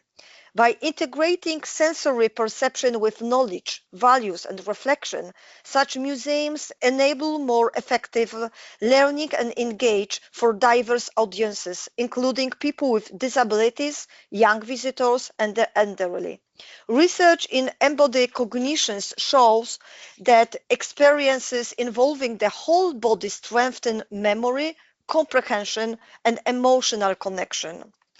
Multimodal storytelling in museums combines language, visuals, gestures, sound, and spatial design to convey meaning, making narratives more impactful and memorable. This approach is particularly crucial for museums of trauma, where past events, lost places, and absent people must be made present through space, artifacts, and sensory stimuli. By activating multiple senses, museums foster a deeper understanding of historical experiences and facilitate an emotional bond between visitors and heritage. Both physical and digital museum spaces can provide multisensory engagement. In situ environment, such as architectural layouts, lighting, texture, and spatial design, support emotional immersion, while virtual reality and other digital tools expand these experiences and allow post-witnesses generations to engage with history in meaningful ways. Such tools are not merely aesthetics, they help transmit interpretation, co-create meaning, and assure that difficult heritage survives in the memory of contemporary audiences. By using multisensory experiences, museums transform passive observation into active participation, enable visitors to feel, reflect, and connect with the past, particularly when direct witnesses are no longer present. This approach is vital in Holocaust education, where engaging multi-senses allows young people to understand trauma holistically, intellectually, emotionally, and physically, while fostering empathy, reflection, and remembrance. The Jewish Museum in Berlin can be classified as an example of the sensorial influence of the architecture. It realizes the concept of Galleria Progressive, so the type of the architectonic configuration present in the museology since the French Revolution that contain sequential spatial arrangement that is supposed to determine or manage the visitor's experience. Conceptually, the goal of the 19th century solution that was creating spatial narrative in the spirit of rationality and scholarship, but mostly sequentially, was the weakness to chronically recreate the past and its influence on the present. Tony Sutton suggests that this schema develop in unrestricted geometry and shape, making it possible for the visitor to follow the artifacts gradually. In the museum, where the architecture plays important role, the way of building was designed and what comes with it, narrative and emotional build-up, has a role of affective visitors' emotions. Experiences in the architectural space combines perception with a tendency to conceptualization. Therefore, as Stephen Hawes writes, quotation, the challenge for architecture is to stimulate both inner and outer perception, to heighten phenomenal experience while simultaneously expressing meaning, and to develop this duality in response to the particularities of certain circumstances. The end of quotation. The Jewish Museum in Berlin is a type of architecture-based museum where the space is intellectually stimulating. Therefore, the museum is a kind of space of experience. Referring to the focus idea, it can be stated that the tool that settlement in heterotropy, illusionary space distant from what is ordinary, where built is the alternative word subordinated to a multi-dimensional space-time experience, and a space for the encounter of history. It is a space where recipients visit the dead zone and the void, interact with the artifacts that talk about tragedy, death, or trauma. In the museum, the visitors are isolated from the other side world. While moving through the museum, there are places where the visitors are shut in the small space, hearing shutting and opening doors, with the echo to the sound. Even when they are in the seemingly open areas, for example museal gardens, they are still in the closed, limited and invasive space. It is the example of the museum where not artifacts but architectural layout is the transmitter of the history. It is the architecture of the institution that is an integral part of the message. Therefore, the museum can be categorized as a museum installation. The traumatic history of Jews is presented not a place of torturing, of murdering, nor the place where the Jews lived, even though it was carefully selected. The museum is placed in the building designed for this purpose by Daniel Libeskind and can be entered through the former court edifices. The gaps in the windows are designing an imaginary line resembling David's start. There connects museum with the places where before the Second World War prominent Jewish and Germans such as Walter Benjamin or Heinrich von Kleist lived. 2,000 years of the Jewish-German history is told mostly with the use of space, which Lucia Signore's following Castle Bunker describes as a traumatic architecture. The building arrangement, colors, lines, sizes are on the one side the metaphor of the fate of the Jews. On the other, they allow for experiencing them through senses. Daniel Libeskind called his project Between the Lines. One is a straight line but broken into many fragments. The other is a tortuous line but continuing indefinitely. These two lines develop architectural and pragmatically through a limited by defined dialogue. They also fall apart, become disengaged, and are seen as separated. In this way, they expose a void that runs through this museum and through architecture, a disconnected void. The lines, straight, oblique, crossing, that build the labyrinth force the interpretation and cause of the feeling of disorientation. The lines that are drawn between memory and experience that build the sensory involvement, so the visitors is engaged both emotionally and physically. The lines are the ones that are telling the story. The entrance to the museum is already playing an important role, according to the rule that passing through doorways seems to cause forgetting the contemporary daily world and enter to a new experience. The visitors of the Jewish Museum in Berlin enters the Collegian House built in the 18th century, the building that served as a college, court and museum presenting historical excavation, being today the last remained Baroque places in the historic Friedrichstadt. The building associates stability, firmness. However, it is only a gate to the proper museum where visitors' emotions are quite different. Libeskind connected the historic building with the new heavy concrete glass stairs that evoke uncertainty at the top of them cannot be grasped by sight, and with the underground passage that, like he said, reaches the roots of the history of Berlin. This way he shows that the German and Jewish history cannot be separated. On the lower level, the floor is declined, walls are oblique, and there are very few right angles. The history in the museum is told by axes that cross each other at the lower level. The axis of the Holocaust, the axis of the exile, and the axis of continuity.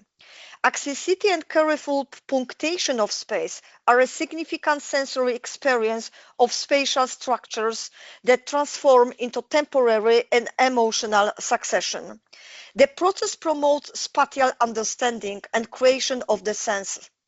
In the Jewish Museum, the axis division of the space itself makes them the main interpretation, treat, and the way of co-experiencing the exile, the last journey to the death, and the returning to the life for the survivors after such suffering. An important single aspect of storytelling in the museum is not only space but also lighting, which directs attention and creates a spatial rhythm and a scale, as well as hierarchy. In the Jewish Museum, visitors walk through unfriendly space, full of grayness, often dark, often declined, which can indicate disorientation, tiredness, overwhelmings. The axis of the Holocaust, designed by the black cabins filled with the belongings of the murdered ones, along the photographs, traditional memento, carefully tagged, documenting the past, goes gently up and ends with the heavy door that led into the empathy space, high for 24 meters, called the Tower of Holocaust. The tower is claustrophobic, with no air condition, illuminated only by the natural light coming through the narrow window. From the outside, muffled noises can be heard, and behind the back, the sounds of shutting the heavy metal door that keep opening and closing behind the visitors. The tower reminds of the crematorium chimney. Libeskind called the tower another name as well, the Void's Void, because it is where the feeling of the great loss is particularly. The axis of exile leads to the Garden of Exile, where on the declined, complete squared area stands 48 inclined columns filled with the dirt and planted with olive trees on the top of each one. The trees remind of a life despite everything, rebirth after the tragedy. Concrete, dead pillars bloom this way and climb towards heaven. Walking through the garden, it is easy to lose balance, as all the lines follow unusual angles. In the summer, the trees create canopy from the leaves. The exile in these times of war, but not only, meant rescue and safety, but also uncertainty. The pillars also resemble the gravestone, referring to the Berlin's anti-monument of Peter Eismann, named Memorial of the Murdered Jews of Europe. Both exercises, the Holocaust and exile, resemble the grayness of concentration camps, the feeling of imprisonments and alienations. The axis of continuity is different. It is a long corridor with a staircase at the end, then leads outside, where 2,000 years story of Jews is told from the Middle Ages to the contemporary, with the explanation of myths, religion, traditions. This part that begins with the huge tree hanging from the ceiling consists of artifacts, installation, and interactive objects. At the beginning, before it reaches the times around the Second World War, it is colorful, provoking, warm feelings.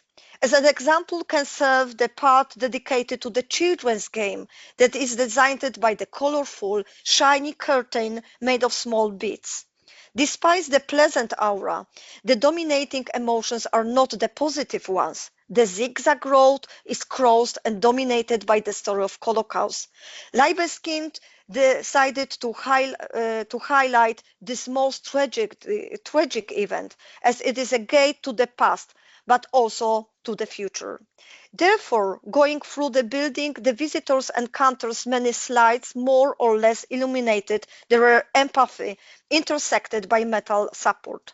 The void is the most important construction element of the space because it points to the physical absence of the modern ones.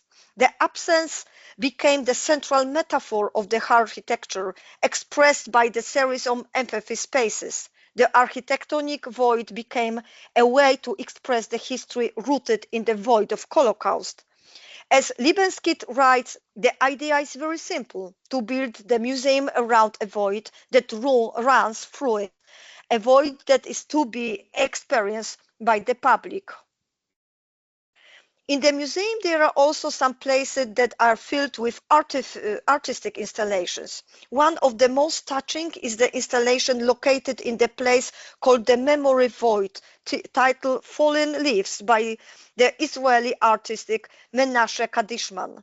The floor is covered with the brown faces of different sizes with an open mouth reminds of gears. The elements, terrifying in their numbers, resemble the drive of many mechanisms in the case of Holocaust, the factory of death, and the totalitarian regime. They make soundless scream, which is heard and meaningful today. At the same time, they wail and grin while walking on them, being given the voice this way. It is not their own voices, but given to them by visitors and heard by them. The number of the faces itself becomes uncomfortable or even traumatic for the visitor. This way, faces can symbolize emotional trauma of the victims, calling for their remembrance at the same time. The memory of the victims is them like fallen leaves that contains essential for the rebirth, probably. That is why the huge museum is being described and big sarcophagus and is resemble of capsule of memory. And just to conclude, all experience begins with the body and senses, not just the mind. Through sensory and emotional engagement, individuals interact holistically with the world, which is crucial for understanding storytelling and historical trauma. Multisensory museum narratives allow visitors to experience the past physically, emotionally, and intellectually, making objects and stories co-actors in meaning making. For younger generation, multisensory storytelling is particularly effective. Visual, auditory, kinesthetic, and tactic stimuli foster engagement, compassion, and cultural understanding. My research among students from the Czech Republic, Germany, and Poland shows that the way a story is told is often more important than the historical site itself. Students value interactive narration that encourages questioning, reflection, and connection between past and present. Multisensory approaches allow visitors to reconstruct traumatic memories, feeling isolation, disorientation, and discomfort through carefully designed spaces and sounds. Although curate experiences guide emotions, they enable a holistic understanding of history.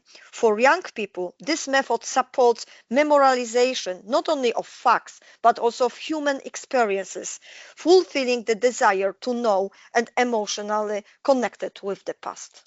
Thank you very much for your attention.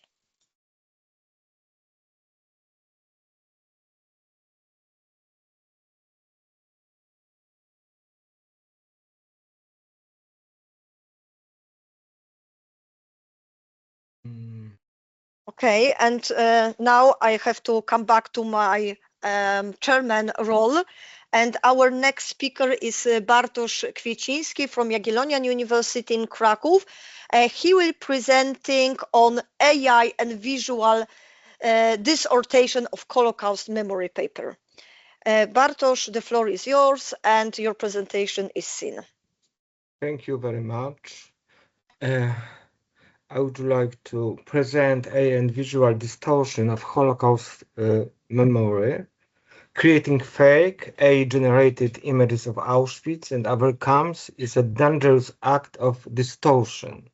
Social platforms, especially Facebook, are directly responsible for enabling and amplifying their spread. This matters because such content does not merely falsify history. It actively erases the memory of the victims. Photography has always carried an implicit social contract. When we look at a photograph, we trust that a photographer stood in a real place and a real moment and preserved a fragment of reality. This trust is foundational to historical documentation. Camp photographs from Auschwitz are not illustrations, they are evidence. These words came from the official social media profile of the Auschwitz Museum. The museum regularly publishes examples of camp photographs that had been falsified using artificial intelligence. An institution whose mission is to preserve the historical truth about the Holocaust clearly sees the phenomenon as a serious threat because such images can distort historical reality. Holocaust photography has a very particular status. Most photographs were taken by the perpetrators themselves. On the right, we see one of the unique from very few authentic photographs taken by members of the Sonderkommando in Birkenau. It shows a group of naked women being driven toward the gas chamber. The photograph was taken secretly and simply possessing a camera and the camera was punishable by immediate death. Please notice the quality of the image. It's a blurred and partially out of focus. But precisely is the imperfection lies its authenticity and dramatic power. This is fundamentally different from the smooth, aesthetically polished images generated by artificial intelligence. I would like now to present several forms of visual distortion. The first one is aesthetic distortion. Aesthetic distortion occurs when documentary Holocaust photographies are modified to look more visually appealing, for example, through colorization, cinematic lighting, or artistic rating. While this may make the images more striking, it can weaken their role as historical evidence. Another common type involves images designed to provoke strong emotional reactions from viewers. This is a first from aesthetic distortion and emotional distortion. I will present few examples. The example shows a French boy who deported to Auschwitz. On the right, we see the authentic photograph, and on the left, an image generated by artificial intelligence. In the generated version, the boy is smiling and holding a birthday cake, and he has been made significantly younger. In reality, he was 15 years old at the time of deportation. The AI image, he appears to be only a small child. The next example shows the famous photographs of Anne Frank at her desk. Only the clothing is accurate. The generated figure looks like a fashion model and appears much older than the real Anna Frank. The following image depict camp prisoners. So a photograph of Anna Frank. Look at this photo on the right. She is Haya Bluma, Hauswalp. She lived in Paris and on the right is AI generated photo. On the left is real photo of a woman.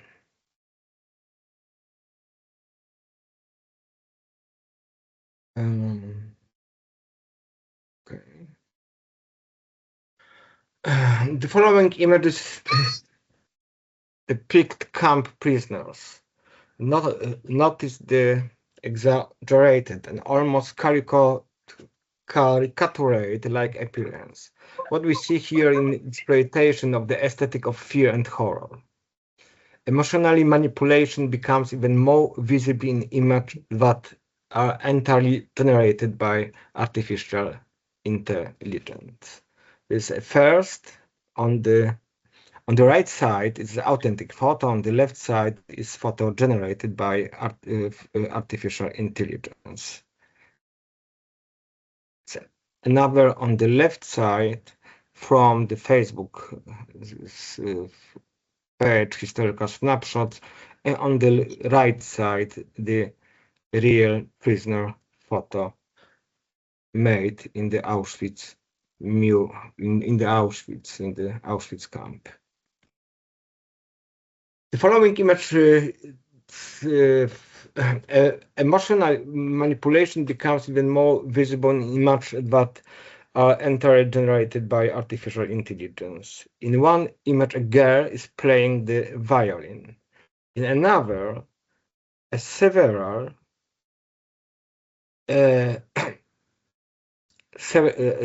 emaciated man is also playing the violin, surrounded by human skeletons, almost like a scene from the horror series. On the right, we can see highly emotional comments posted by viewers. Another form of distortion involves the fabrication of historical scenes and the inventation of events. This is particularly dangerous because it can lead to a rewriting of Holocaust history in ways that have no connection with real historical events. Such distortions may be open the door to Holocaust denial and revisionism. Fabrication of scenes, narrative confabulation. This is a second form of distortion.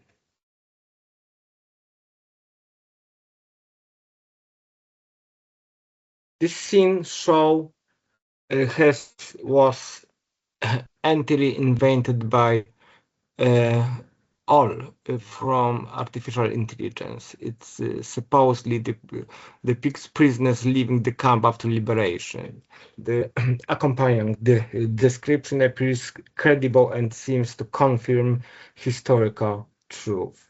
In reality, it's absolutely false. The men are well dressed, wearing winter coats, well nourished, and calmly walking out of the camp. The gate shown in the image was actually located somewhere else. This type of falsification is particularly harmful because it suggests that the camp was not an extreme experience. The following image. The following images also show scenes from inside the camp generated by artificial intelligence, AI. They are highly dramatized and resemble scenes staged for a film. They pretend to be authentic photographs. In reality, such images could never have existed with the corpus of Holocaust photography. This one, another.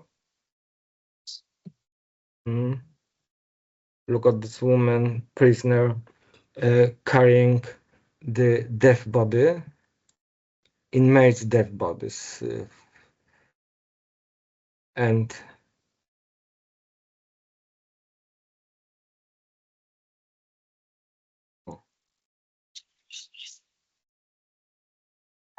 this image shows a Holocaust survivor giving a speech.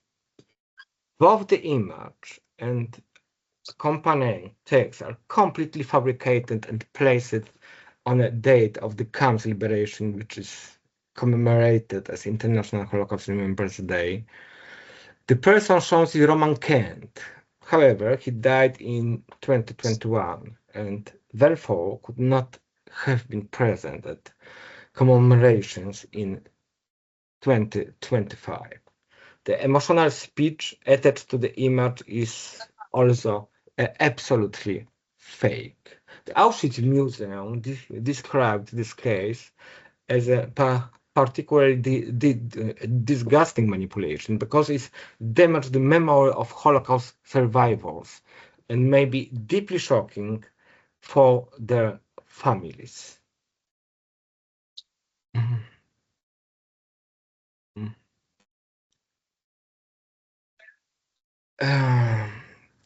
Let us now consider what motivations may lie behind such distortions. First is ideological manipulation.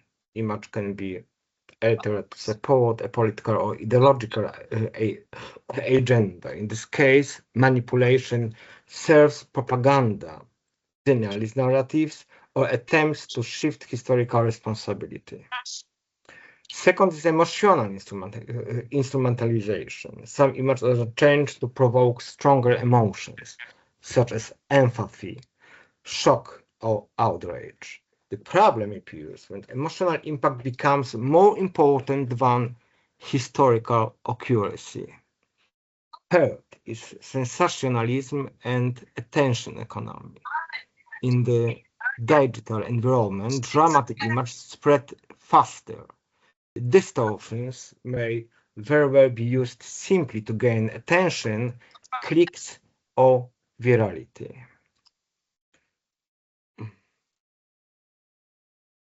Commercial exploitation. Holocaust image can be manipulated for commercial goals, marketing, media, or entertainment, turning historical materials into a source of profit.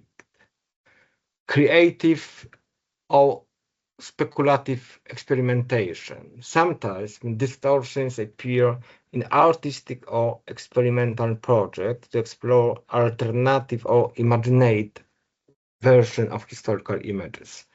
While creative, they may blur the boundary between documentation and fiction. In many cases, however, the underlying motivation appears to be profit. A well-known example is investigation conducted by BBC. Case BBC investigation. International network of spammers creates fake Holocaust images using AI and post them on social media.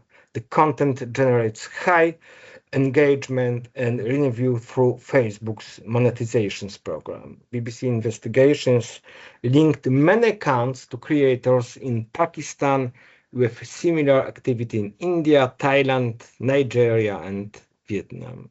Some pages reach hundreds of millions of views, earning creators thousands of dollars per month. Finally, I would like to highlight 5 major risks. The first is epistemic risk. Undermining visual evidence, generated images can weaken the credibility of Holocaust photographs. If people cannot distinguish real archival images from synthetic ones, visual evidence itself becomes less trustworthy. Second is ethical risk. Trivialization of suffering when images are dramatized, beautified, or used in entertainment. The suffering, the document may turn into spectacle. The third is mnemonic risk. Mnemonic risk means changing collective memory. If synthetic reconstruction circulate widely, collective memory may gradually shift from archival photographs to imagined visualization. 4. Contextual risk. Loss of historical context even authentic photographs can be misleading when they are present with false captions or removed from their original context. And finally, political risk. Propaganda or denial manipulated images may also be used for ideological purposes, including propaganda or attempts to question the authenticity of Holocaust documentation. What possibilities do we have for verification on and counter-reaction? Unfortunately, this is extremely difficult. The scale of the phenomenon is enormous, and human greed and malicious intentions often drive to production of such images. At the same time, on the other hand, verification requires time and effort from the viewers. Fortunately, institutions responsible excuse me, responsible for preserving historical memory have recognized this problem and are increasingly working to raise awareness about this. Here are several possible methods of verification.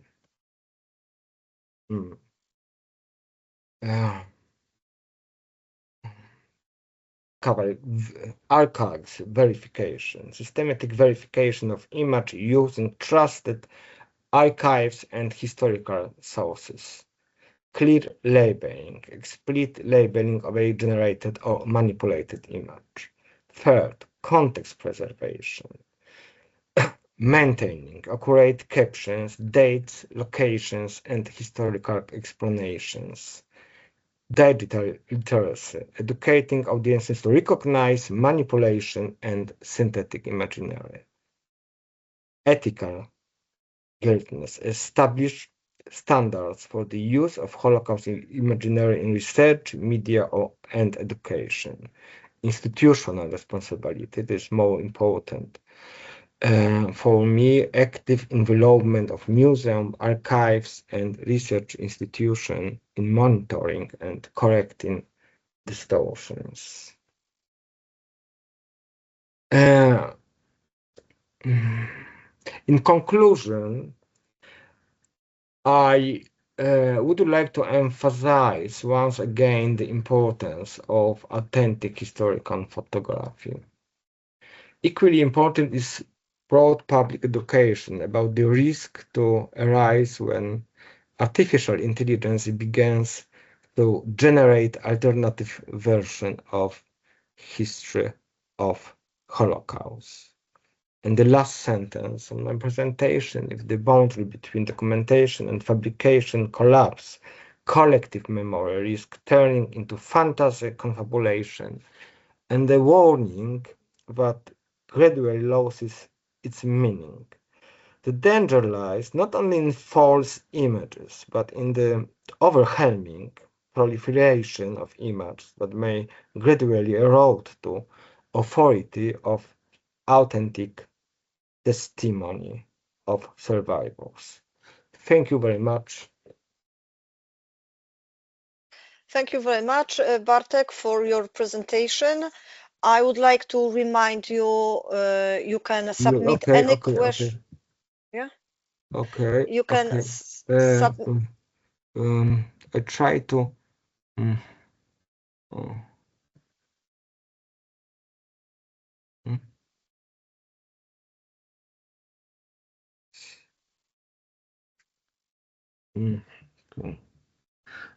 One moment, okay? Yeah, of course. How do they describe me, Kinga, how I can remind this presentation? There should be the X just to close it. There is no X. Na górze, w pasku na górze jest zatrzymaj prezentowanie. W pasku na górze. Tam się jest udostępnij, tam chyba to jest. Nie, wcześniej, po lewej. Okay. Okay, thank you very much. Okay, so yeah, coming back to my mind, so I would like to remind you that you can submit any questions via the chat, and please don't forget to complete the attendance list as well as the evaluation survey.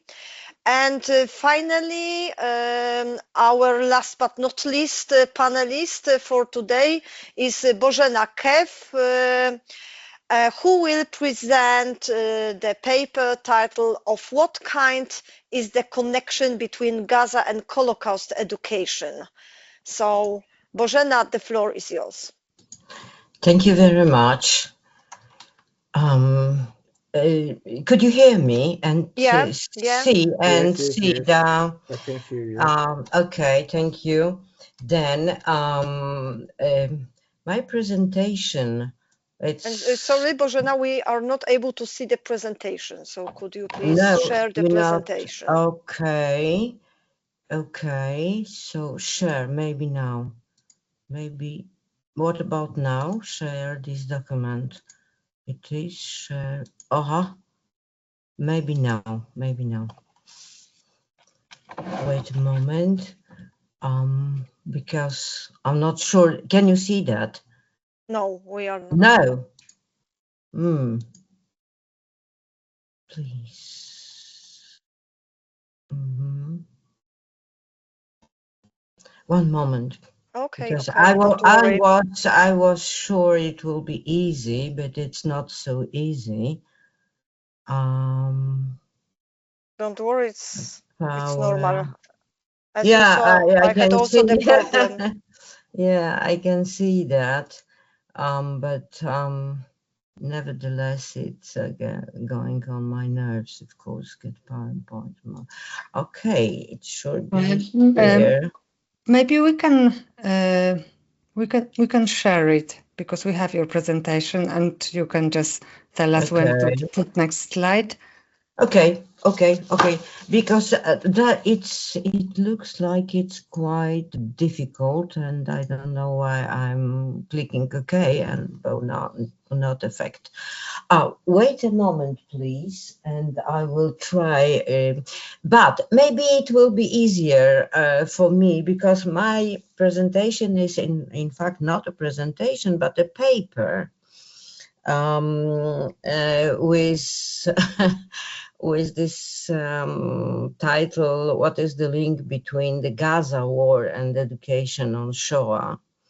So I do not have a lot of photographs, and the photographs are absolutely common, and there's no point in looking on the photographs. They are just to illustrate some things I want to say. So, Agnieszka, could you share the presentation, please? Yes. 1 second. I'm just doing it right now. Chodź na chwilę. Yeah. It's fine. But please just... Ja? Nie możemy udostępnić. Nie ma... A dlaczego ja nie mogę No, I cannot. Nie mogę Okay, so maybe we can do this without the presentation. Tutaj klikam na to, czy się nazywa share. Please wait. Oh, yes, we can see it. Yes, you can see it. Yes. All right. Yes, Thank you. great, So Bożena, great. congratulations. Thank You are very very fluent much. in technical. Thank you very much. So, okay, so I'm starting with not a quotation, in fact, but making a link to the American-Egyptian writer Abu Bakr Mansour in his essay, The Age of Moral Sadism, when he is expressing opinion that we are living in times in which many of the words and terms, actually, which used to have a very precise meaning, are now used without that meaning or without the connection to this meaning and their historical context. So this is also very true, and this is due to the narration about the war of the 7th October. of 2023, where the words commonly used like genocide and colonialism or apartheid are misused and abused, because I do not agree that that are the words which can be applied to this situation. There are words which are rather used for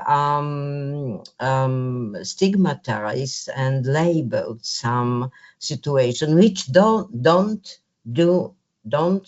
mean that I can't see how rough and brutal this war was.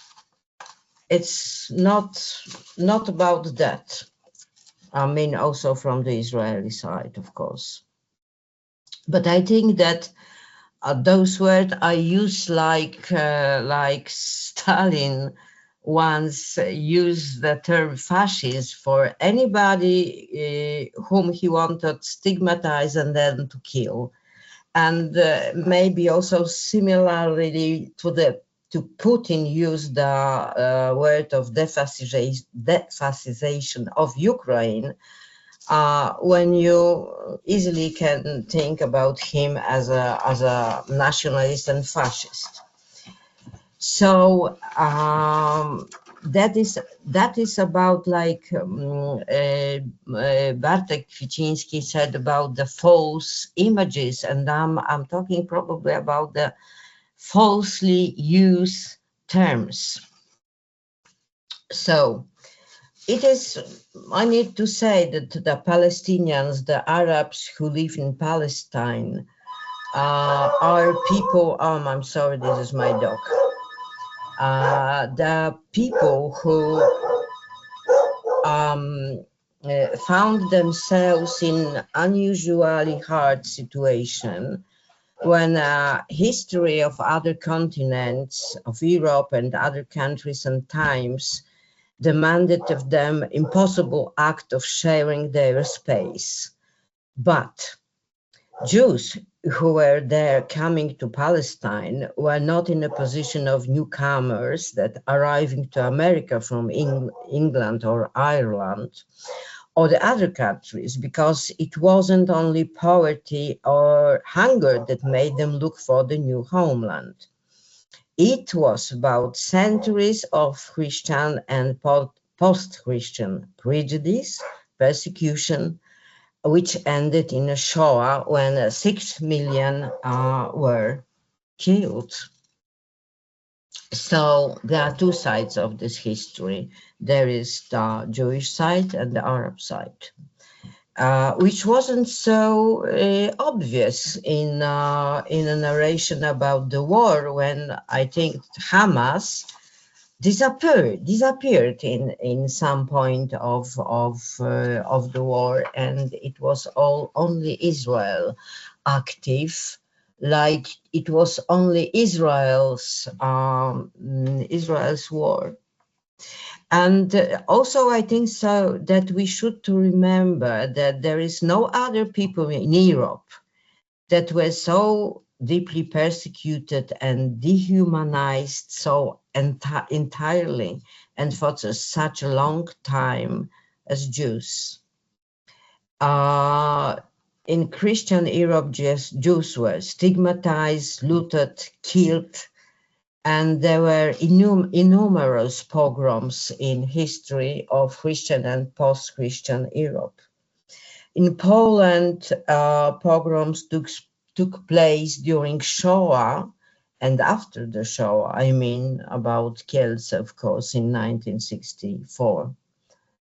But in spite of all this, in anti-Semitic narration, or anti-Semitic narration, not in American way, so in anti-Semitic narration, the Jews are ever and even still after the war seen as those in power. It could be devil's power, it could be a conspiratory power. Nevertheless, they were seen as prosecutors and not those persecuted in spite of the real situation. So they were in the status of the Jews was the metaphysical one, not the real one. It was apart and out of any experience. I mean anti-Semitic, not to let's not to divide about not to divide into the Christian and the racists prejudice, just anti-Semitic. So this way of thinking of Israel as a colonial and racist and now genocidal country started the process of delegalization of Israeli state, I think. And I think the younger we are, the younger you are, the more probable is that we do not remember that the state of Israel is the legal state. I mean, it was made as legal by the UN in 1948. So yeah. And the only time, the only time and unique in the history of Christian and post-Christian Europe when Jews achieved a status of victims, it was after Shoah. And in fact, it didn't last very long because in 1967, a new slogan appeared.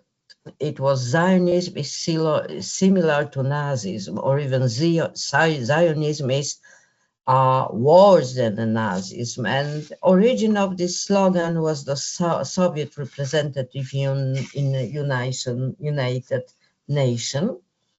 Just after so-called 7 Days War, when Egyptian army, equipped and instructed by Soviet advisors, was defeated.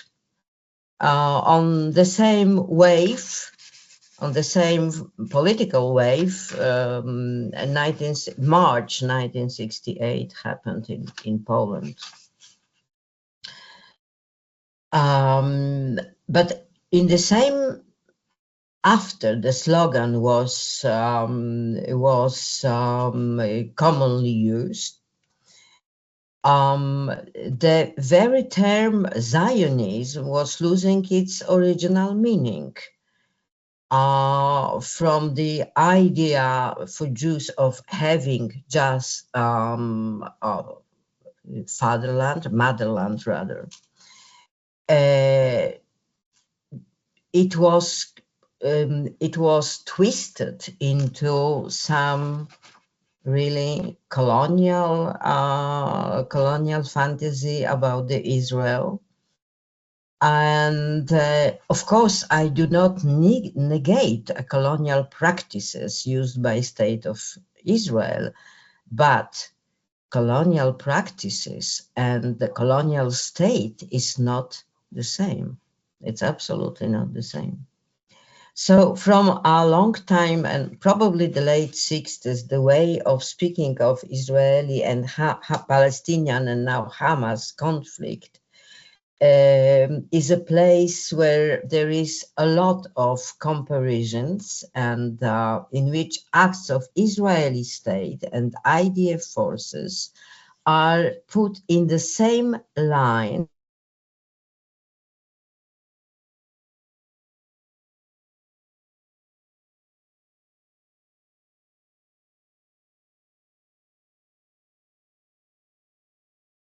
Excuse me, we cannot hear you.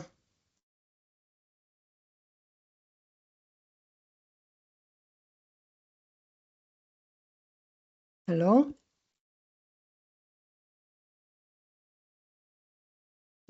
Excuse me, you muted yourself.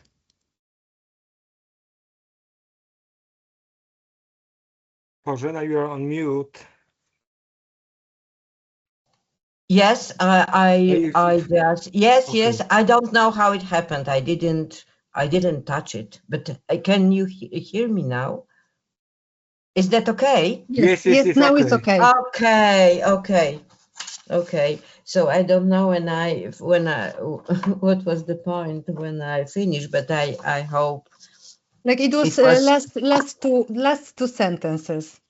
okay. So the last sentence was that this is now very common in a propaganda, not only leftist propaganda, just popular to say, when the acts of IDF, the Israeli Defense Forces, are put in the same line with those of Nazis from the history. So, for example, I think that we all know the question which goes like, how people who once suffered so much could do the same or even worse to the others. For example, this question is absolutely not innocent. This should be accused of anti-Semitism, then essentialism, because the first is not the same people. They're quite different people. And unless we presume that the Jew is always the Jew, which is racist, but there's not the same people, and they are not doing the same. And probably there is about colonialism. There is the picture about this picture with the native, all native people with fish and food who are say welcome to the Spaniards. So it's about the colonial state. It's nothing traditional about the colonial state, about the Israeli state. And about this question, how people who once suffered so much and so on and so on. There is also a sentence when we who are asking. Yes, now I'm playing the role of the asking people. We are playing very naive, like we don't know that every people who suffered a lot could be cruel to the others. I'm not talking about the Jews specifically, just about the people. Also, I want to say that both Israel and Palestine deserve their own history. I mean by this, the end with the equating acts of IDF with the acts of Nazis, and by that putting the action of everything what is going now on the soil of Israel to what was going on the soil of Europe in the first half of the 20th century. But if Zionism is like Nazis, then it means that the two ideas and practice are equally bad. And by logic of anti-Semitism, victims are equally bad as their persecutors, as their persecutors, which means that the Shoah was nothing more but the war between gangs. There is, from Yiddish, there is very good word for this, which I use in Polish. There is din toira. And there is nothing similar in English, maybe something like the kangaroo court, but I mean just the war between gangs. Those with yellow stars lost, and those with swastikas won at this the time. There is also somewhere there is the picture I put to my presentation, the picture of the Warsaw ghetto ruins, because there's always, not always, maybe, very often, when the ruins of Gaza are shown on photographs, where it says there are ruins of Gaza like ruins of a Warsaw ghetto. Also, there is I met for some time the sentence like Palestinian Shoah and Israeli Luftwaffe. There is everything is quotation from newspapers, weekly, and whatever you like. So there is something like there is compulsory matching of Jewish suffering from Nazis with Palestinian sufferings from IDF. There is probably you see that now the Gaza ruins and the lady in red who is sitting on a mattress and crying, and there is nothing like the Warsaw ruins of a Warsaw ghetto. In the center is not destroyed Catholic Church. I do not remember the name of it, but you can see that rather different pictures. I'm not telling about the moral or emotional value of those pictures. I only want to say we should detach those pictures from each other, but they are connected in a narration of the war. So I heard the quotation from what I heard during the Gaza war, for example, that hygienic conditions in Gaza are or were worse than those in Warsaw Ghetto, or the condition of childbirth in Gaza are worse worse or than those in Warsaw Ghetto. So I want to say there's no historical knowledge expected or required because, for example, being pregnant in a ghetto meant being dead. It was a death sentence for being pregnant. Well, of course, it was the death sentence for the whole, for all the people, all Jewish people, but it was just before 2022. So, what I want to say that there is, I'm sorry to say that, but that is quite a number of the respected philosophers, professors, who, like Monika Bobako, then Agata Bielik-Robson, then Andrzej Leder, and Jacek Leociak, who was an eminent researcher of Shoah, in fact, of the Warsaw Ghetto, and who now, after the war, says that there is no need to sacralize the Shoah, and whatever this mysterious sacralization is about, or it is. And the same with Andrzej Leder, who said, very respected professor, and I respected him myself also, for Prześniona Rewolucja, for example, who said something similar. There is no need to sacralize Shoah, but it was never sacralized. And what does it mean? I don't know. What does it mean? Maybe that we can't put together in one line. We can't put in one line the Shoah and the other genocide, but it's not true. I read text in which the Armenian genocide, the Hutu-Tutsi genocide, and the Shoah was analyzed together. So this is my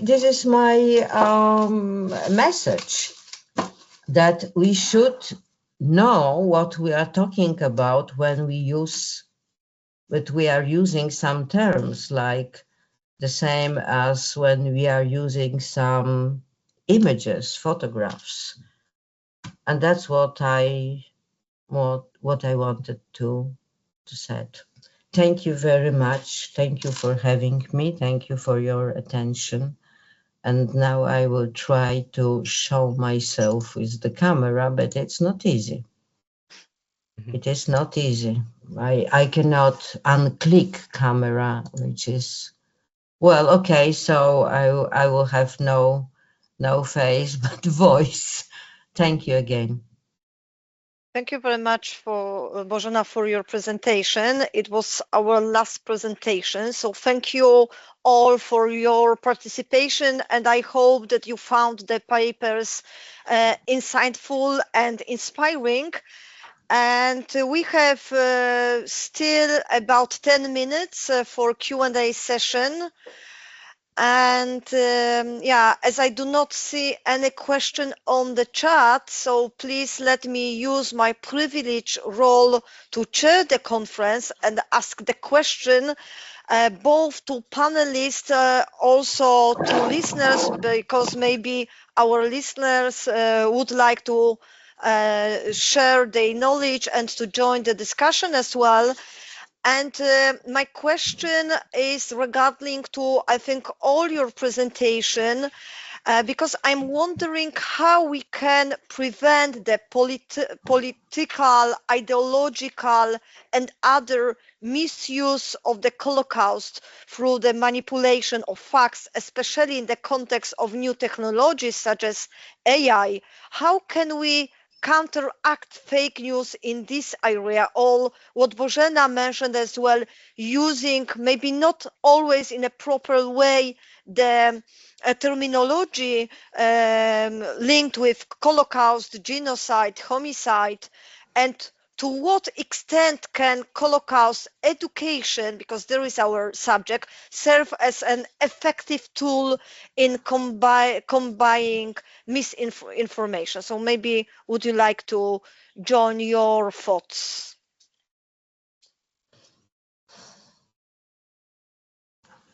Okay, Bartosz, I see your hand raising. Yeah, so could you start, please? Answering on the question, I'm so pessimistic about the prevention of the Holocaust falsification, because Holocaust was always falsified by politicians because of anti-Semitism. This is for me absolutely clearly. But I have two questions. The one question to you and another to Bożena. The one question about falsifying history, about museums. Do you think Kinga sensory or immersive museum risk falsifying history? Traditional museum with authentic artifacts may sometimes seem boring, especially to younger audiences, but they might encourage deeper reflection. What does it really mean to feel fear in an exhibition? And how does such simulated emotion relate to the actual historical experience of people of the past, of victims, of survivors? I have a great hesitation about the sensory of immersive museum. Okay. And maybe you ask also Bożena, and then we answer. So maybe we collect. Yes, for you, to you. My question is to you, and Only, for okay. Bożena is another question and comment. Yeah, so maybe we collect the questions. Yeah, and then answer? Okay. No, left. For Bożena, I have separate question. Okay, another question. Okay.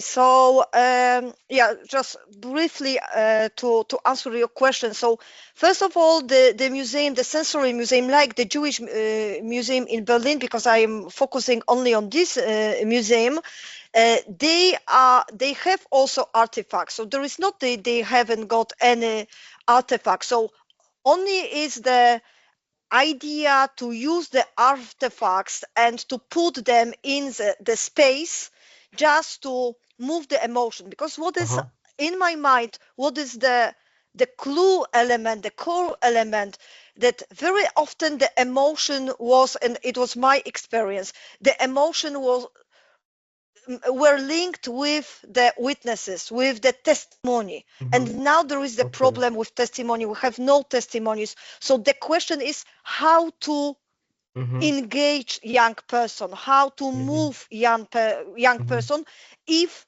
the emotions, because we all know that it is really difficult to find the emotion with the artifact, with the item only. So there is the question how to move the emotion. And the other thing, because of course with this kind of museum there is, although there are a lot of challenges, a lot of difficult question, is it proper? So in my mind it's better to use the architecture and to inspire the emotion, the feeling, the attitudes, than, for example, going only in the recording the testimony and only using the internet, the technology. But the question is, and it is something what I'm really wondering on, because I had an experience. Hopefully I've got the experience only once, and then I chatting with other teachers, and sometimes they've got the similar experiences, but not very often. That I was in Auschwitz with the pupils and students from the Czech Republic, from Germany, and from Poland, and they said me that they felt nothing. So you know that they were not moved by the fact that they are in situ, that they are in the place when everything was happened, because they said that they saw so many movies, so many documents, so many, like street views, etc. So that the space was not very talkative, not very emotional, not very fact caring, because they knew from the other's perspective. And when we are thinking about their experience, using the, so maybe another other way. So we are thinking about this experience. So sensory museum is something what can move, what can be used as a engaging, touching element. So there is something what I'm really believe in this kind of music. But of course there is a lot of challenges, there is a lot of problems, because as you said, the artifact is the artifact. So because of that, the education is very important. Maybe we should to teach a lot what is the meaning of the true place of being in situ. So, and then to use the sensory, then to use the technology just to move the emotion. Okay, thank you. Thank you. I have a question to Bożena. Is very sad, blaming all Jews for the criminal policy, Netanyahu criminal policy toward Palestinians. The Soviet propaganda specialized in portraying Jews as Nazis during the Six-Day War.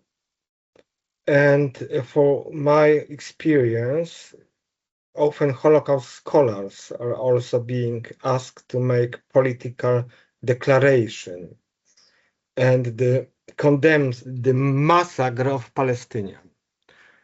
There is an irony in this suggestion, but the victims have become perpetrators, and that the victims of the Holocaust should perhaps no longer be commemorated because their descendants,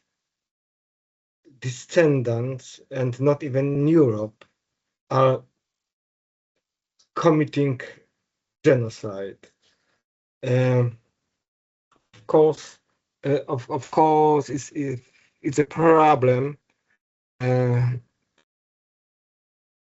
which touch only Jews from Europe and from United States. It's very uncomfortable, and it's a very false perspective. Bożena, would you like to comment my opinion? Okay. And okay. That is not question, but my opinion. Thank you. Yeah. Thank you, Bartosz, for your questions and opinion. And I see also Agnieszka wants to say something. Yeah, could you, Agnieszka, please? Yes, thank you. I also have one question and one comment. My question is like to Bori, if you can like share with us your thoughts. What do you think? Do you see this policy in Hungary like is like constantly intensifying? Or has this issue like died out and nobody is talking about it anymore? And my comment, I would like to also make a comment to Agnieszka's presentation about Korczak. And like, thank you for this presentation. And probably we have more examples of the same the same story, like for example with Irena Sendlerova, yes, where we like are believing in Poland in many myths about her, but also very often we are forgetting about, for example, Jadwiga Piotrowska, who like was also a very important person in this process of rescuing children from the ghetto. Thank you. Okay, thank you very much, Agnieszka, for your questions. Before answer, so I only would like to ask Bożena, because it seems that you start to answer at Bartosz comments, but you are muted. Is it true or not? Still, you are muted? Yeah. Yes, I'm unmuted now, I think. Yes? Is it yeah, okay? So would you like to answer and Bartosz comments or? Well, yeah, it was a comment, so I can only say that I'm also very pessimistic. Okay. I'm very pessimistic because our tools, our means are very narrow and humble comparing with the press, with the propaganda. It's really, I don't know how to even think on even position in this so-called, let's call it war. There's no way how we can resist, and there is no way for me, for example, I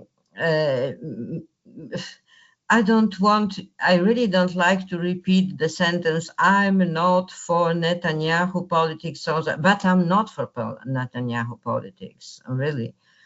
But still, I also do not agree that it was something like genocide. And I'm sorry, probably my apologies to Agnieszka Witkowska, because when I explained on the beginning the genocide, it wasn't because of you, it was because of me. So I'm sorry. So I do not believe this is a genocide going in Palestine. I'm thinking war crimes, yes, but genocide is something described by law, and we have to stick to the law to understand terms as they are meant and projected. So the same with the colonial stain and the same with the other things. But I think, no, we can't prevent that. And to what result, I don't want to think even to what result. And to the if I can have my comment to the on Korczak, the lecture on Korczak, I want to say that when I was 100 years ago at school, secondary school, I believed that Korczak was a very good Pole who decided, so Police not officer. even, who decided to stay with the children in ghetto because he was very noble at his character. And it wasn't because it was said that he was like that. It was rather because it was not said who he was, right? This, I think that Agnieszka is agree with me. So that my comment, and thank you. Thank you very much, Bożena. So because you also mentioned Korczak, so maybe we smoothly move to Agnieszka and we ask about your answers. Thank you very much for those Korczakian comments. I appreciate them. Thank you, Bożena, very much. And I agree with Agnieszka Gawla-Zajączkowska, who mentioned those names of Aleksandra Dargielowa, Jadwiga Piotrowska, Jan Dobraczyński, and so on and so forth. And I think that it's our mission. It's too big word, I would say, but it's, I would like to say it's some kind of our task to perform, to teach our students, our colleagues also sometimes, that the reality was a little bit more complicated than only those 3-4 symbols that are used intensively and extensively all the time. So is that what we can do, I would say? And every moment, every occasion is good for doing that. Yep. Yes.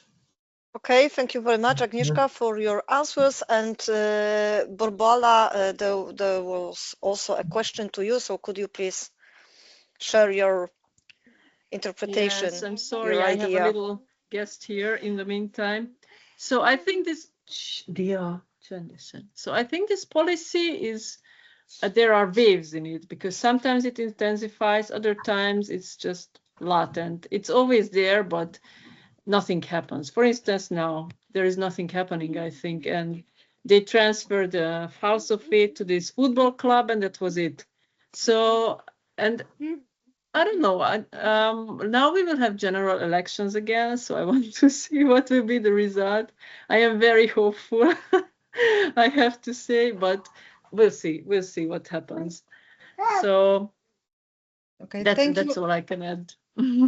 Thank you for this answer, because we had elections and the change of government, and actually nothing is going on in this topic. Yes, so this is also that's why I was interested if what is going on in Hungary. Thank you so much.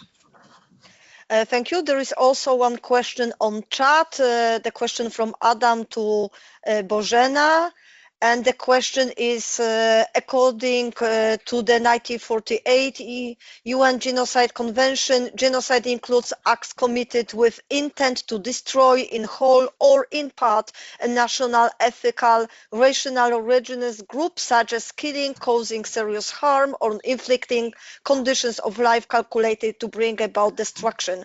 Considering the ongoing blockade, destruction of infrastructure, and civilian suffering in Gaza, how can we not at least consider that these actions meet the criteria for genocide? Bożena, could you please answer the question? No, we can't. No, we can't.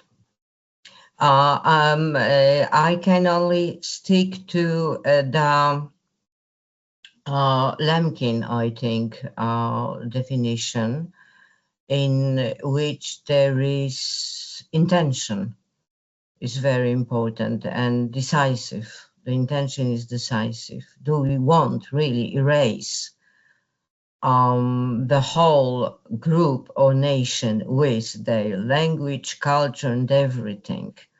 So probably there are so complicated steps between the war crime and genocide that I cannot answer. I only can say I do not believe there is the same case as in Shoah, in Hutu Tutsi, and in Armenian case, and that's all.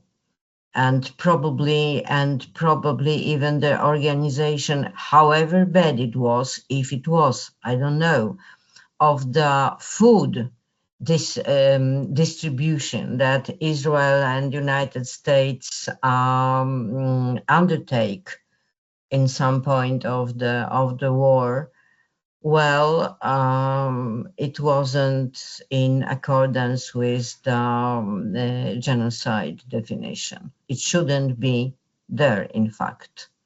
No feeding. So I really don't know. I just don't believe it is the same case. Thank you. Do we have another question?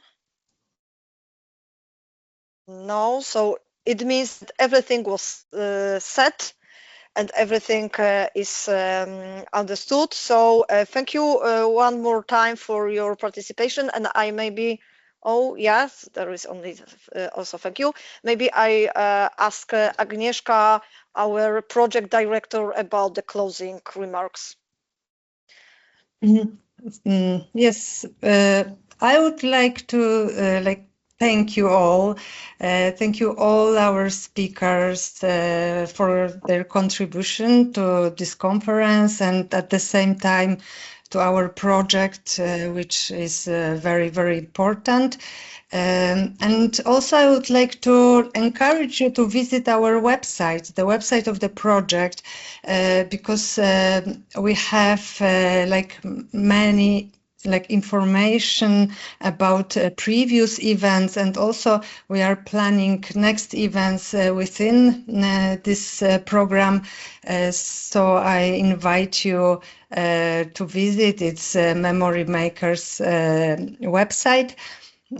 Yes, and yes, that's it. Thank you so much. Thank you to all participants of this conference, and hopefully see you again because we have big plans for the future. So we will invite you for the next event, which are on the agenda.